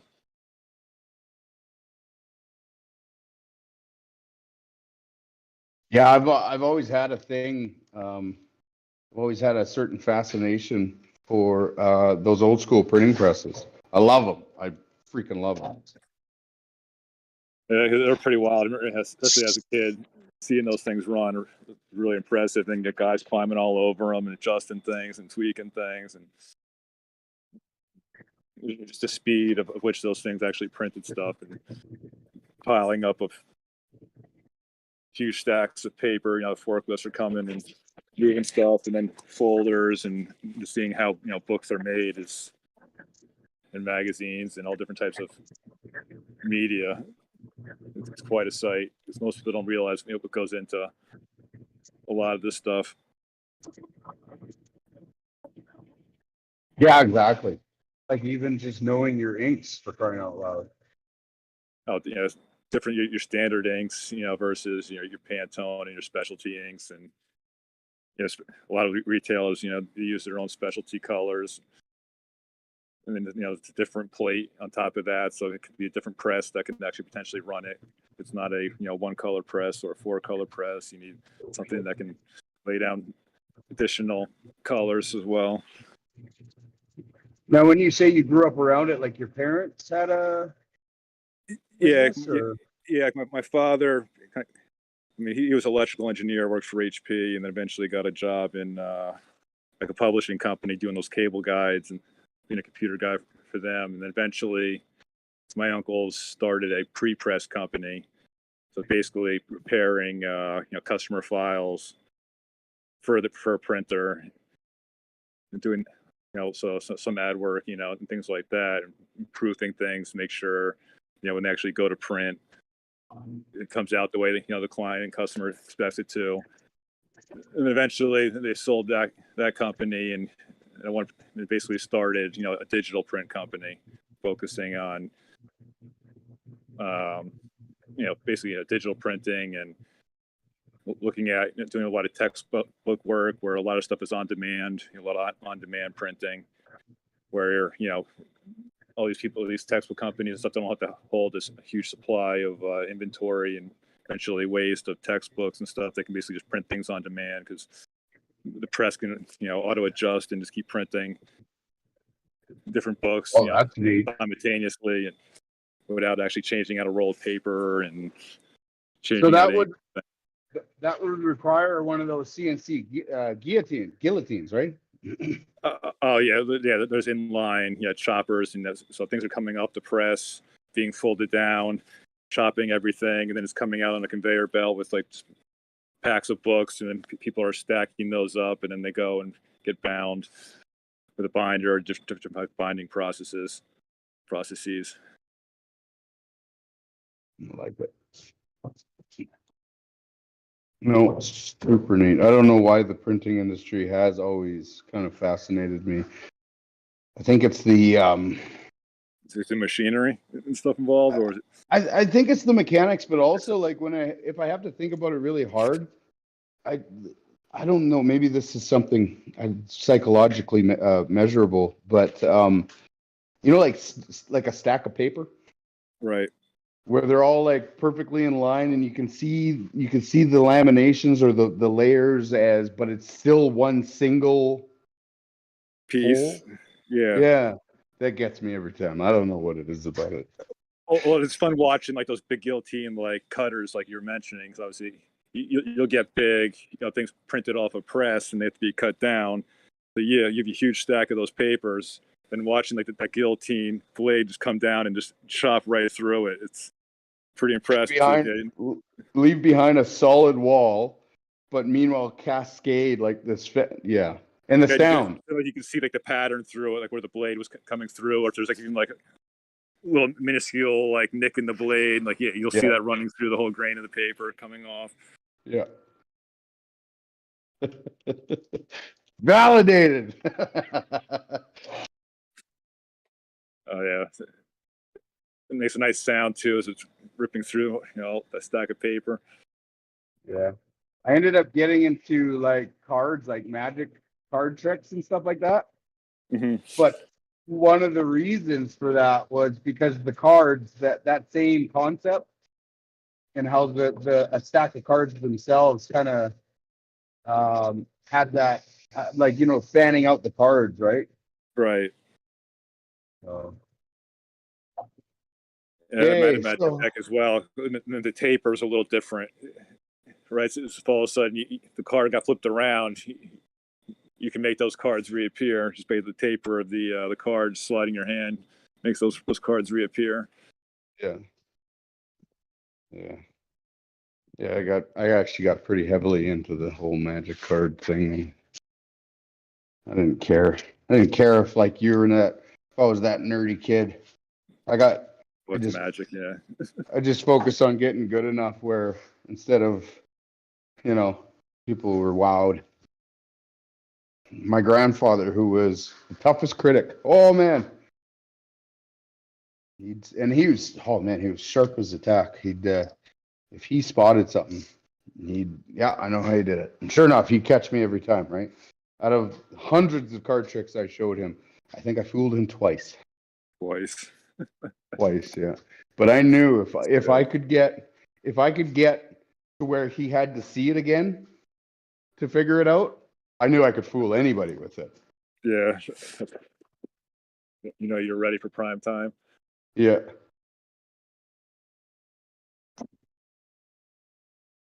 All right. I'm gonna fit this on here. And I am going to glue it on. I will glue it on. I will flood the joint. I saw somebody commented on my me saying that last time, flooding the joint. Yeah, what did they have to say about it? The flooding the joint. I think it was Kyle. I think he said, "Oh, flood the joint," or I don't know what he said about it, but I never heard that before or something like, I don't know what it was, but anyways, enough for me to say it again. I'm flooding the joint. It's almost t-shirt worthy. Yeah. One of those obscure things, eh? That's like when I first started in all this and we had Plant Man and his naysaying. I wanted to make a t-shirt that said Plant Man was wrong or something like that. Somebody came in and said, "Oh, that's too obscure." I said, "Well, that's the beauty of it, right? Only certain select few are really going to know what the heck you're talking about, or they'll ask you, "Oh, what's that about?" Yeah. Story. Conversation starter. Yep. Funny you should ask. Yeah. Yeah, you know, at that point, if somebody comes up to us and says, "Yeah, man, that Plant Man, what a jackass," Like, you "Oh, know, they're part of RTM?" the RTM community for sure. Yeah. Yeah, you know you're calling the wife. We're having somebody over for dinner. Friends, a community member. Yeah.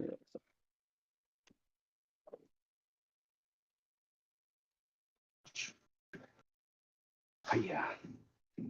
Just using my quill as a press. This is actually because I raised the knurling on here. It's actually quite hard to get on.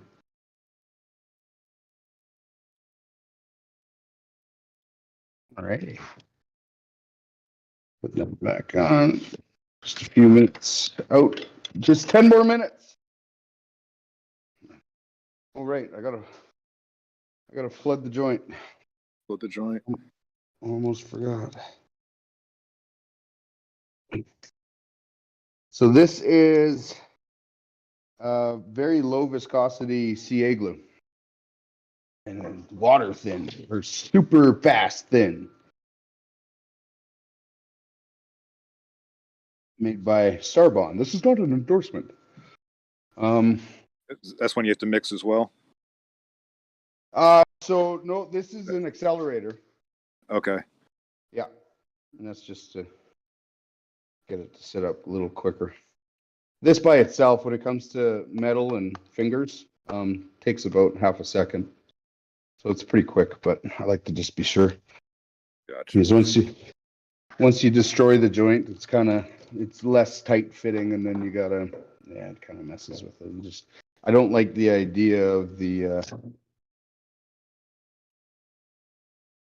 lack of integrity. So I just make sure it's good and set.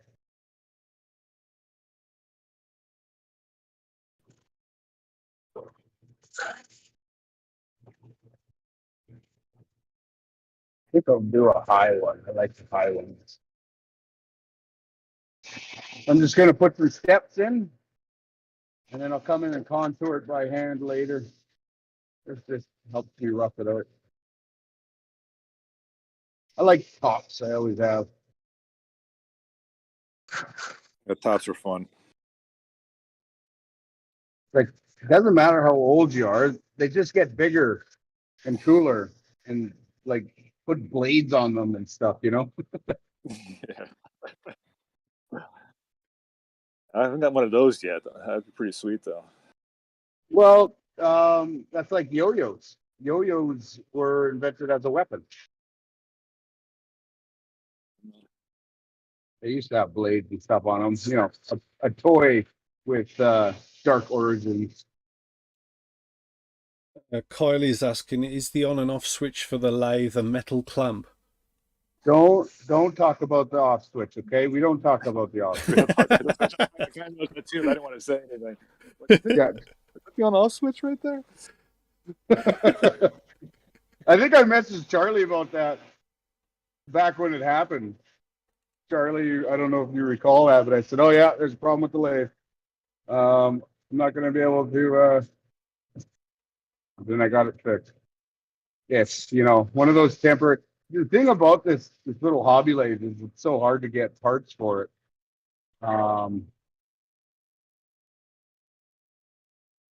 And you basically never have time to fix things anyway. Everybody asks me, "Oh, you must have a great kitchen knife set. I'm like, yeah, no, I don't.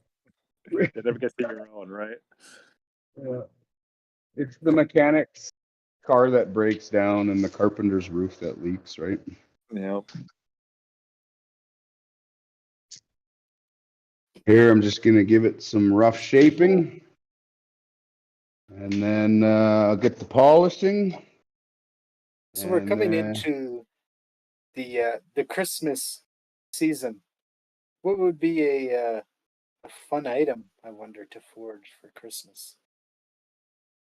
I mean, last year I think I forged out a like a Christmas ornament, but it looks stupid. I gotta admit, it looked pretty dumb. So I don't think I ever showed anybody. And just for those, I actually want to. I didn't plan on leaving the room to go get this to show everybody, but I left the room for something else, and I seen this looking for what I was looking for. This is a new lathe switch. I just have to install it. Okay. So the replacement is here. Yeah. So how long has that new lathe switch been there in Yeah. the other room? For about a year. A year. Like that. It's like that burl. Like that burl that'll make us money, you know. Well, it's kind of one of those things. If it works, it works. If it's not broke, don't fix it. Yeah, don't right. order the new part Right? yet. That's Save right. the new part for when you need it. Sounds like you're a fly on the wall in some of my arguments with my wife. Well, chances Yeah. are you'll hook up that fancy switch, and in 6 months it'll stop working, and you'll put the clamp back anyways. That's right. Oh man, I forget what the heck I was looking for now. Oh, I know what I know what. Get me some files. Have you ever forged any throwing knives? I have. Yes, I have. In fact, I think I have a template. Oh, so fun fact. We were a week ago we were robbed. Our front window was smashed out No. and they grabbed every knife in sight. Every knife. Finished and No. unfinished. Oh yeah. Wow. Hear that? Yeah. Before they could file a police report, we had all our knives back. Really? Somebody recognized. Somebody called my brother and said, "Hey, I recognize this as your brother's work. Some crackhead had it. We took care of him, and we have his stuff here." That's awesome. So That yeah, is Northern law. In a small community. yeah. So, but Do in you it, really want to steal from a guy that makes really sharp, pointy stuff for a living? That's not the smartest criminal, that's for sure. so a running joke I have is: have you ever heard of that guy who stole from a knife maker? Just now. To which you answer, no, right? No, And right now. then I say, yeah, nobody else has either, right? I was looking for the template. We have a throwing knife template, but I think it's gone. Oh, lost track of what I was doing, which I do often. Files and sandpaper. And then I'm sure I'm helping with my random questions with throwing. Yeah. Actions. Test so you can stay focused. I fail. I'll just tell you right now, I'll fail every time. I don't know how many times I walk from one room into another, and then before the door even closes behind me, I'm looking up at the ceiling going, what the heck was I doing here?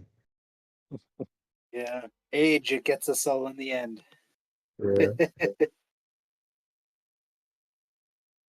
Did you see that video that I shared about the over 30?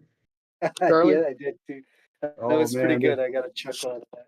Oh, it's so funny because I went to sit down.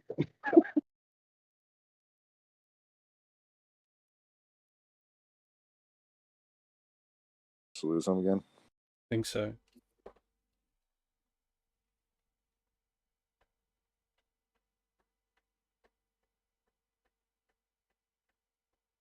one of those things where you end up doing more work, trying to save yourself from doing work.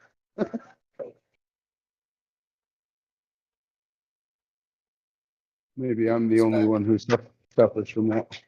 We lost you there for about 30 or 45 seconds. So we kind of cut back in just when we were. The end of your, yeah. We missed a part of what you were saying.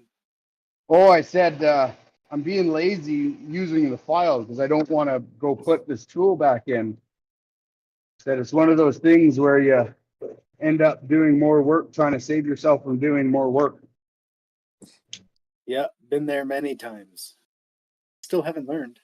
Still do it. I think it's worth a try. It's like, It's always worth a try, yeah.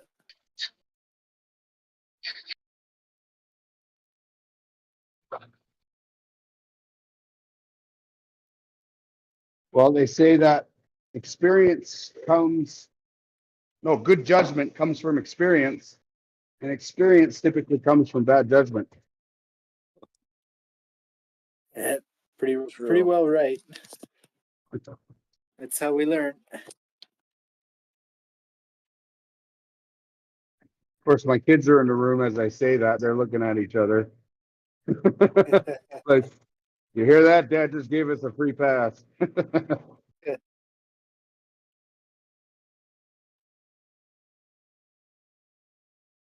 No, I'm a huge believer in making mistakes. I think if you're not making mistakes, you're not trying. What is that saying? 100% of the attempts you don't make, you hit every time. Especially true in the age that we're in now. I mean, people will Google before they will try, you know. They don't want to try and fail. Instead, they're just going to Google it. Yeah, Google is. It's unfortunate because to really learn, I mean, you need to try and you need to fail and you need to make a mistake to truly learn something. yeah, it's trial and error.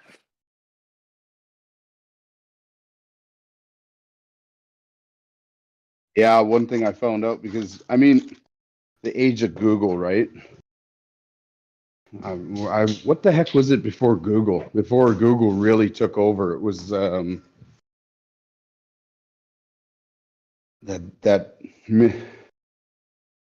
was the spider one, and then there was the Yahoo and AOL, but then there was like for search engines, like Alta Vista. Or yeah, DuckDuckGo. Yeah, with Prodigy too. yeah. And then Google really came on the scene, and I think that's what really opened people's eyes to the information that was available. But one thing I got caught up in it too, you know what I mean? Like just Google it.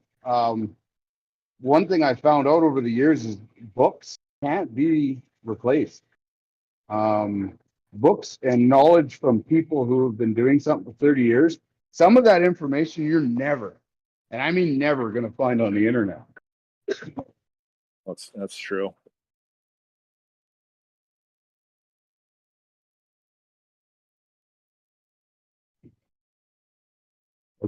Like Sherm, your father's got a leg up on any young whippersnapper that's coming up in the printing business because he's ran through and crawled over those machines and tweaked these little oilers here and these little mechanisms there, and he knows that there's intricacies to everything, right? Yep. That's just, I don't care how much you Google the manual or whatever to the newest, latest digital printing press, you're never going to get that kind of knowledge. And so point being is that old school knowledge, it becomes useful even in a technologically advanced age. Yeah. Yeah, there's some stuff you'll only find in the books. Example is how to dry, distill, and make birch tar oil, for one. Exactly. And how to create Russia leather, or how to vegetable tan or bark tan salmon leather. All of these things I put a bunch of my time into researching and learning how to do, and it took me years And some of the most useful tidbits I found on how to do these things was in old obscure books, stuff you don't find on the internet. Yeah. And because you don't find it on the internet, uh, not very many people are doing it, you know. And a lot of that information is being lost. Yeah, I mean it's ancient information. It was never really big mainstream information. Well, Russia leather was a big thing in the mid late 1800s, but how they actually made the Russia leather was always kind of a tightly kept secret, you know. Yep. And much less going farther behind that is making the ingredients such as the birch tar oil that they used on the Russia leather to give it its most sought after properties and its smell, and then to kind of combine that with making Russia salmon leather, which, as far as I know, nobody really did before. That was a lot of obscure knowledge that took years of digging, and it wasn't really available on the internet. You know, I had to go dig through some really, really old books to find Old the books. information to help me out with that. And even once I had some of that information, I found that some of those old books that had that information, they were actually conflicts. One would say do it another way. One would say no, you need to do it this way, such as temperatures or ratios and stuff. So I had to try, 2, 3, 4 different ways to do it to see which one was right, which one gave the best result. I guess it depends on circumstance too, depending on which method works best, and you really don't know that unless from Yeah, experience only. trial and error. I've messed with that stuff for about 3 years before I finally considered that I kind of had it nailed down and I had was making it work.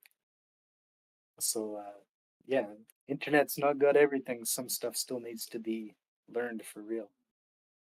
I think coming full circle in that whole conversation too, though, is really just the fact that the old way, or rather, I think a better way of calling it is the inescapable way of doing things. Because as much as we try to escape them all the time. We really just like if the internet is like basically a spoon-fed version of knowledge. The old school way, it still required input and had variables because of your input. So it really acted more as a guidance system and not as a, follow steps 1 through 10 kind of thing, right? Even though there was a degree of that, and I think it more served as guidance literature than it did do this and you'll get irrefutable results. So I think it just, and Charlie, back to our conversation when our first ever phone call. This was really what it was all about. It was melding the old and the new, and the fact that because technologically speaking on a superficial level really kind of seems to do away with the old way of doing things. It doesn't. If anything, it really puts a spotlight on it and shows the contrast between the two and how intertwined they are, regardless of how hard we try and get away from them. Yeah, absolutely. Absolutely.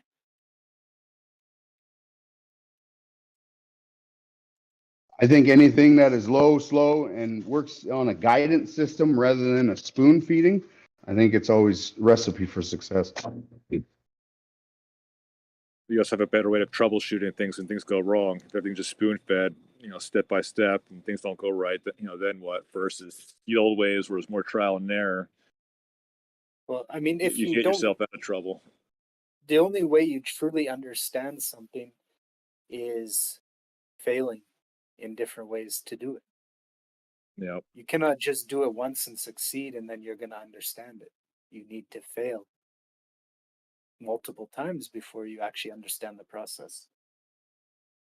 Yeah, and I don't think that statement is really one to cast forgiveness on mistakes, but rather highlight the necessity of it.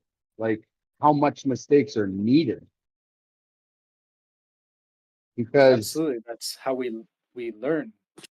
Yeah, you Yeah, can't learn and- something you already know and did right. Right, you only learn from your mistakes. and to speak to the troubleshooting you're talking about, like you get to know what everything could be because you've explored literally every option out there and you've hit a wall going down 99 of them and you finally got the solution on the 100th, right? So even though you got the solution for that one problem, anytime any one of those 99 other problems arise, you got the solutions for those too. Exactly.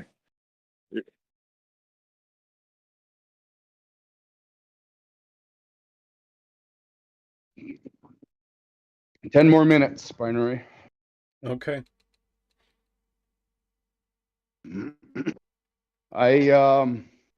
There is no auction, but I think we'll give this top away. Just give it away. Just Cool. give it away. Give it away. Give it away.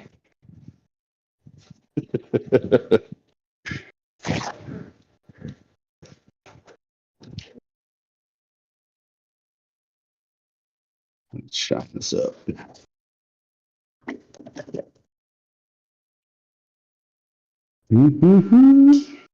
How's our audience retention going? I feel like it's just us three, and I'm fine with that. I mean, it's all right. I mean, I'm throwing some rain in every now and again. They seem to be enjoying that. That's good. But there's no questions or anything from them at the moment. They're talking about who's lurking. Who's lurking? Who's lurking? Yeah, people are lurking for the rain. Lurker check. Oh, I see. So this is a plastic polish. It has a chemical aspect to it where it kind of chemically melts the plastic. All right, yeah. And then it's also got a micro abrasive in there. Polishing up nice.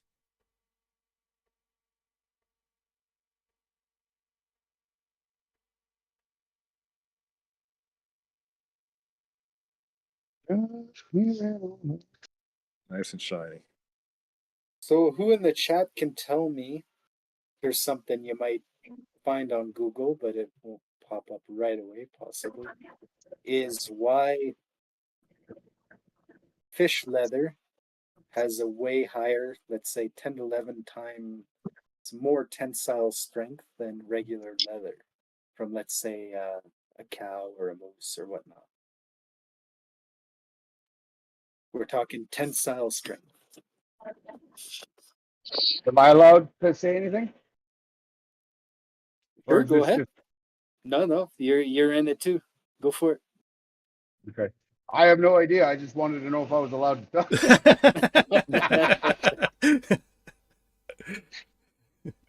To put that in perspective, you can take a piece of fish leather, a solid piece of fish leather, let's say salmon, wild salmon, not farm salmon, because farm salmon has a much thinner skin.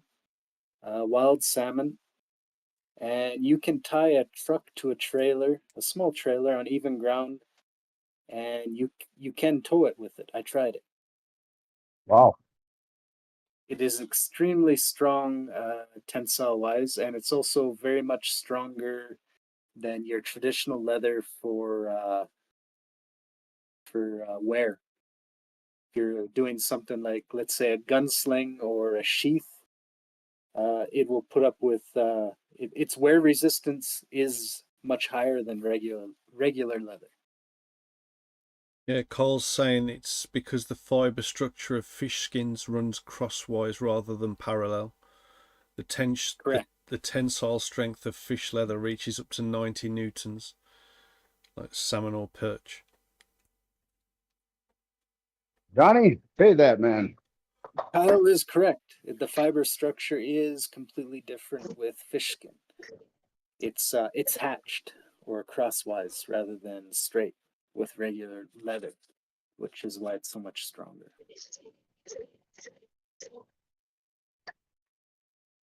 Good job, Kyle. Now, Kyle, did you Google that?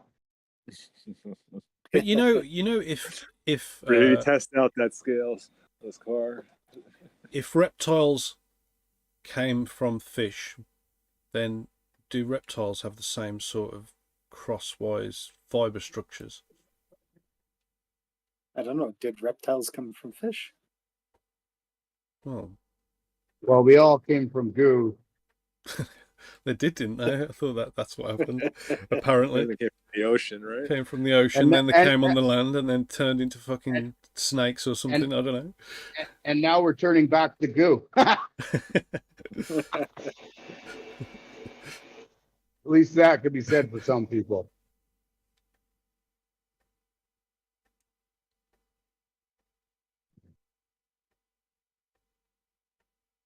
Ten more minutes, Binarai. 10 more after the 10 you've just said? Yeah. Okay, so 20 then, yeah? No, 10 more minutes from now. From now, okay, so that'll leave us at 3 minutes past the hour. The stream's got on for 2 hours. Nice. I hope that's okay. That's all right. I've had fun. It was relaxing. Got to chit chat and get to know some. Yeah, good times. Yeah. We've had an excellent camera person today, I must say. They Yeah, excellent job. said your camera work is good today. Yeah, it's a lot better.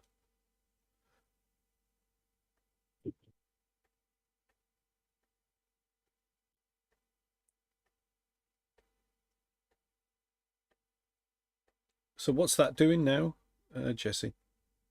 I'm gonna cut it off, but I gotta do so slowly Right, okay. because it's so thin. It might grab it and bend it and ruin all of our work we've put in so far. Gotcha, yeah.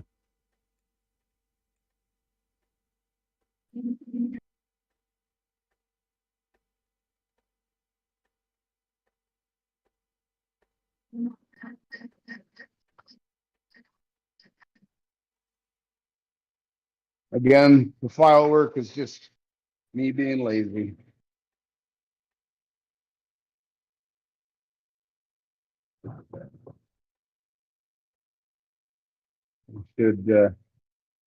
What I should do is change out my cutter altogether for the right-sided cutter. But I'll just use a left-handed one the way it's not supposed to be used. What could go wrong? What could go wrong? And I've just discovered that I need to use it even more so the way it is not intended to be used. Even better. Yeah. Nope, not gonna work. I gotta change it. Dirty. It's dirty.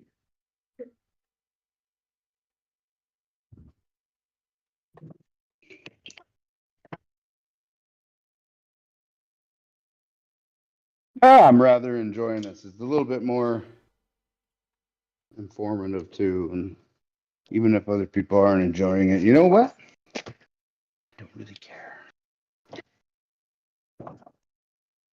I mean, I care, I guess. But I don't. But I do. A little salt never hurt anybody. That's right. Johnny, give them some rain. They'll be happy again.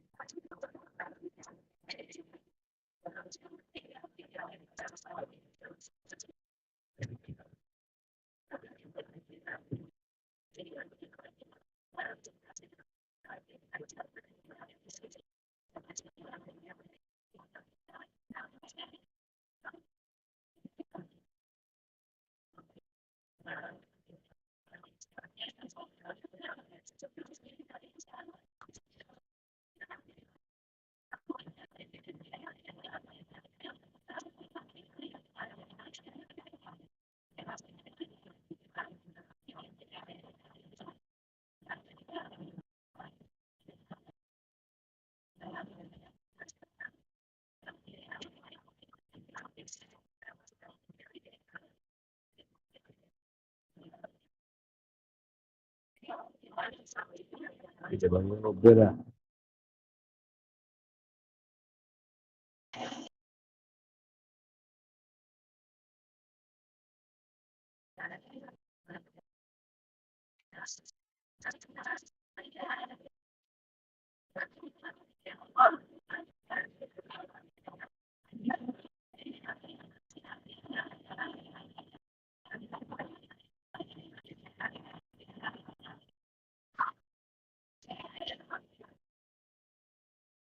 So when you drink tea, some tea more than others, they're high in tannins.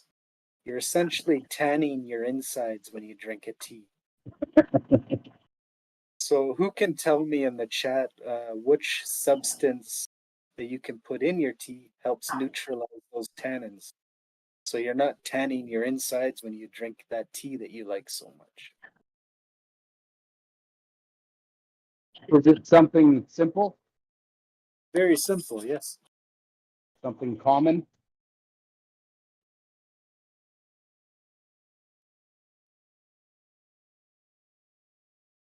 Jamie has it. Milk neutralizes tannins. You bet. Oh, there you go. I was going to say lemon.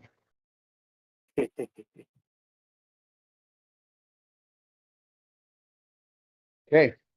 10 more minutes. 10. Always 10 minutes.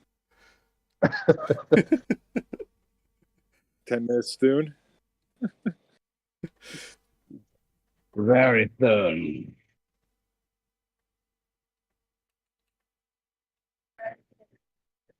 The reason why I asked that is because when I was learning how to tan salmon skin and make salmon leather, I was learning all about the tannins and their effects and what neutralizes them. And I come across just how much tannins your average tea has in it that people drink. And it was actually really an eye opener, just how strong it is and just what you're doing to your insides when you drink it. You really are tanning them. It's no joke. So I had an issue in my teens with smelly feet. I couldn't seem to get my feet not to be smelly. Granted, this was like a problem that only maybe lasted for two or so months, but it developed and became apparent very quickly that something had to be done about it. And what we did about it was use tea because of the tannins. And the, I want to say the acetic acid. Yeah. But coupled together, they take care of smelly feet problems. So there's that. We learn something new every day.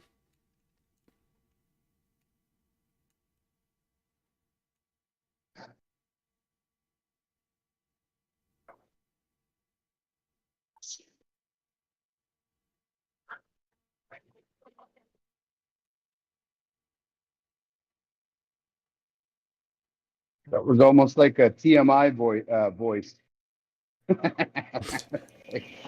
We learned something every day. We didn't need to learn it, but we learned it.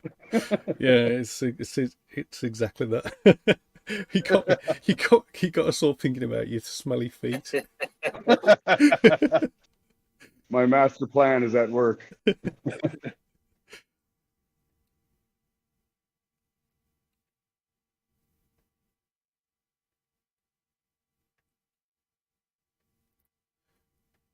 Yeah, Kyle, the higher the tannins, it's more the mouth pucker that you have. One of the ways that I test my my tanning tea for my salmon leathers by dipping my fingers in it and tasting it. And when it's ready, I get a real old man face real quick. That's nice. Look at that, guys. That's really nice. Let's go give it a try. See if it actually spins. Yeah. We'll go try it on a piece of glass.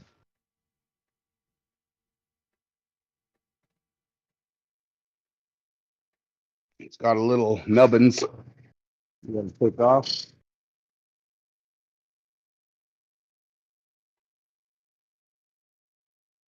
There you go.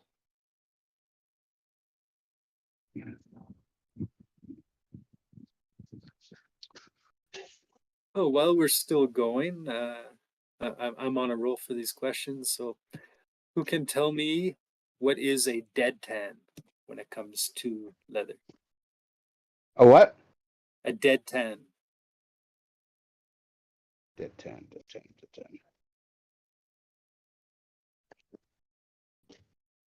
I don't even know. Is it tanning the leather with a dead body?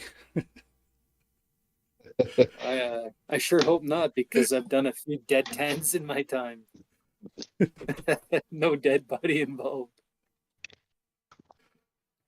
I will be right back, and we'll see if somebody's got an answer to that when I come back. Yeah, look at that top. It's so well balanced. It's going. Yeah. Even with the ricochets, it keeps going. Oh man, it's driving me mental. There we go. Okay, I'm gonna respin it because and we got a bad bottom. Give me a second.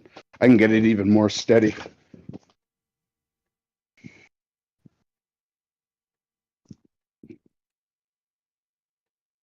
I just so I left it off on file work. Stupid. Rather than polish.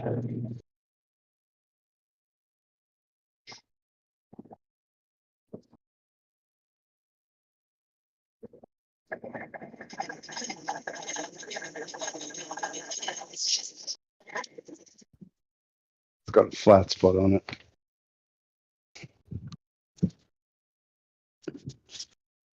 Here.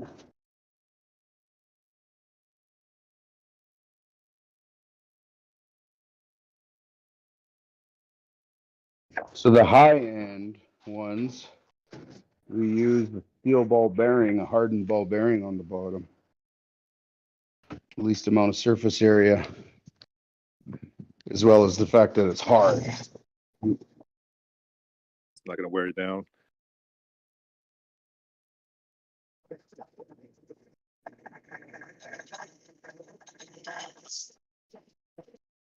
All right, now let's go give it a shot.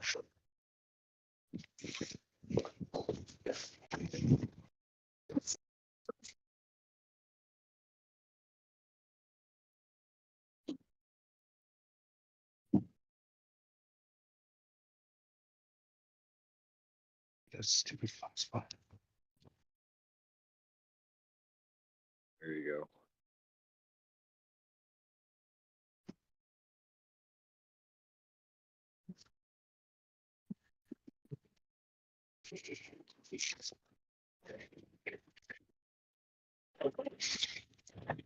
Well, guys, it's been fun. Yeah. So how long will that keep spinning for? I'm not too sure. This guy here with the ball bearing. Oh, nice. Yeah, and the actual jade, and it's quite heavy because it's Makumi Gane. This thing will spin for 5+ minutes. Huh. This has been ricocheting everywhere. It probably won't stand very long. And then this one here too, you can get spinning pretty long.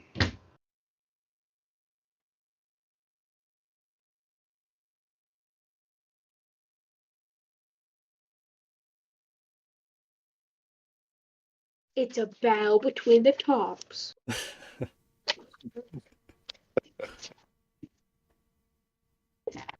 Place your bets. Yeah, mine's on the Too. 5.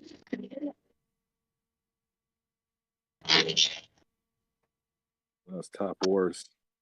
Favorites. The fight. Yeah, this thing has so much inertia. It's not even a match. That's pretty cool. This has got like a blue in there, Yay. not just green.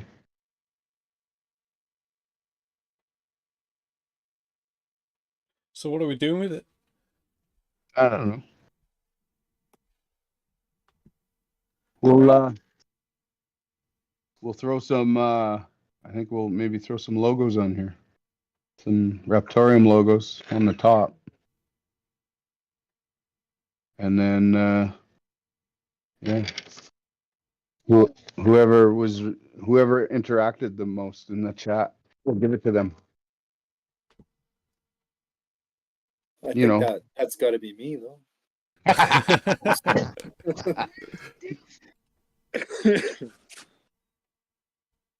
Kyle, yes, you're correct.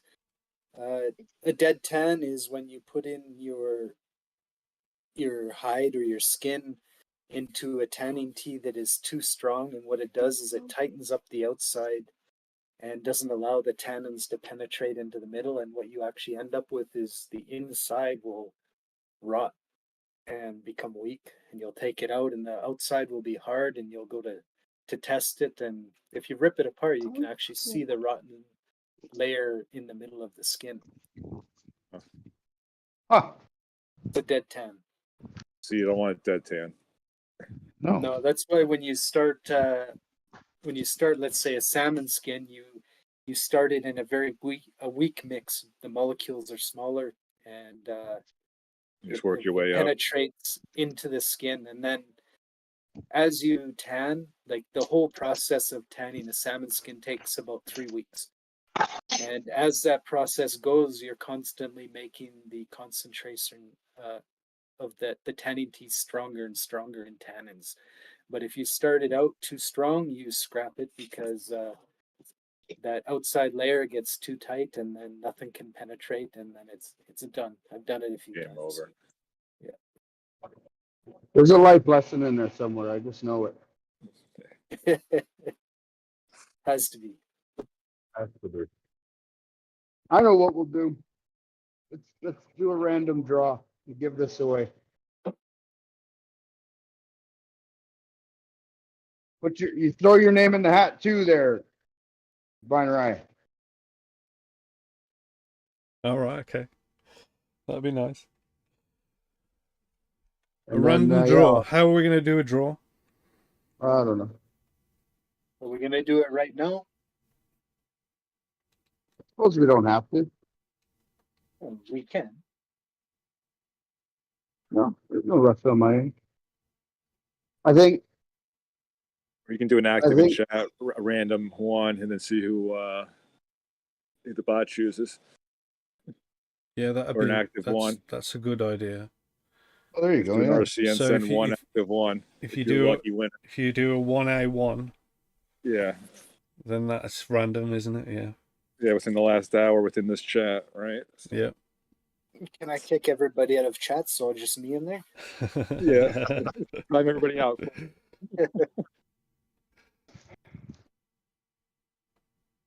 I think the whole theme of the night is really just relaxation and taking things slow and not really having too much of an agenda. So whatever it is. There we go. I took the wobble out. There we go. That is smooth. Oh, it's better now. There you go. You know what would be fun is, those little books that you have, if you flip through them, and as you flip, like it's animated. Yeah. The little flip books, yeah. Kind of cool if you could do that kind of at the top. So it's funny you should mention that, because I was trying to mess around. You'll see on this Raptoreum top, That's nice. the logos that have been etched into the jade, and I was trying to mess around with frequencies of lighting to try and get them to dance, like to move incrementally. How did that go? It didn't go too well. No. So oh my goodness, our fluorescent lighting. Goodness gracious, I couldn't talk. Our fluorescent lighting is 60 hertz here in Canada. We would need 64 hertz because there's 8 on here to be able to see each one individually. So I couldn't get any lighting system without actually having a variable strobe light. My mind has just been expanded. 64 hertz. Okay. There is no 64 hertz. Actually, it's funny. about quartz. You know about the piezo effect, yeah? I do not. So the piezo effect is when you strike a piece of quartz, it actually creates an electrical charge. But more importantly, that electrical charge actually has a very specific frequency, and it's in the range of 32,000 and something. It's very specific though. So there I go. Specific. So opposite of the Atlantic that so specific that they use it to time clocks. But the thing is about that is there's a very tiny little piezoelectric chip inside of your smartphone. And more importantly, there's a very tiny piezoelectric system inside of the satellite that sends us our time data. For the GPS. Yep. And so this is back to like technology can never get away from the fundamental nature of just mechanical brilliance, you know what I mean? Or dependence rather. No matter how technologically advanced we go, if that piezoelectric system fails, then our whole GPS system fails. So, but anyways, okay, so piezoelectric is also a lot of the hertz that we use to time stuff like our televisions, the frame rate. We've discovered that certain frame rates don't catch our eyeball because these fluorescent lights are actually blinking very, very fast. 60,000 times per second, I believe is how hertz works. But our eye doesn't pick up the gaps. We just pick up the light. So when you see strobe lights, that's because the frequency of the lighting is actually in between what we can pick up, and typically slower. That's why whenever you are filming with a phone, which is usually around 28.9 frames per second or 30 frames per second, they round up, it picks up the blinking of fluorescent lights because it's actually picking up the gaps of the frequency. So that's why filming with fluorescent lights sucks. Yeah, it makes sense. So behind you there, is that your computer monitor? Yeah, it sure is. I have to say I'm now jealous of your anvil and your monitor. Yeah. Wow. Yeah, Okay. I don't mess around. I do a lot of AutoCAD, and it's just nicer to have a big screen. Okay. I did go back to a 20-inch. Like I actually had a 48-inch up, and it was a bit much, so I went back to a 20-inch, and I said, no, I can't do it. Even wraparound screens, I can't. It's just, I mean, maybe if I had more of these, maybe. Yeah. Right yourself. Yeah. No, but it works good. Awesome. Yeah, I wouldn't change it. Yeah, me neither. Okay. Are we giving away that thing Yeah, now? we Go ahead. did it. We did the giveaway in the chat, and Rocket gets the spinning top. So congrats to Rocket. So yeah, he gets the top. So if you want to DM Smith to arrange to get that at some point, then that would be cool, Rocket. You know Smith's ID. He's in the chat as well. That's Rocket. Yeah, I don't think there's anything else, is there? I think we're done. I'm good. I had fun. Yeah, okay. So it's been great. We've made a spinning top. We had a bit of a Raptoreum update as well. I hope you guys enjoyed the stream, and we'll be back on Saturday for another one. 6 p.m. New York time, 11 p.m. GMT for another stream. Are we doing the same again, or are we doing something different next week? We'll go back to the hour. This was a good break, but it's not. We want to stick to the hour. We don't want to lose people. Yeah, pizza time exactly. Now, I'm gonna update the stream with the picture of our pizzas because we make them in house. We don't mess around. So Do you have a pizza oven for it? We don't. We do have a very hot oven that we use a stone in. So we do store the heat in order to get a good flash. And we run it at 500, but we're looking at getting a proper pizza oven. Heat the stone on top of the forge. Yeah. Thank you, Kyle. Hey, glad you liked it. A lot of people probably tucked tail pretty early. I would too. 2 hours long, but I had fun, and I think we relaxed it a little bit. And you know, we just I wanted to keep true the whole purpose of this too, right? Is just to, you know, shoot the breeze and have fun, and you know, everybody be benefited from it too, including me. I got to make sure that I'm enjoying this still too, right? And I mean, Binarai, he's always cracking the whip on me, that guy, you know. So He loves the salt. Yeah. Binarai, he's a slave driver. Yeah, Yeah. yeah. He's during the stream, he's DMing me. He's going 45, 50, 55. That's a complete lie. That's a complete lie. Yeah.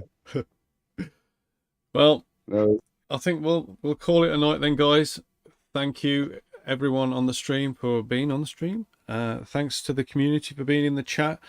Congrats to Rocket for getting the spinning top. Nice one. Don't forget to hop in DM with Smith, and I think that's going to have some RTM stamps on it as well, as far as I know.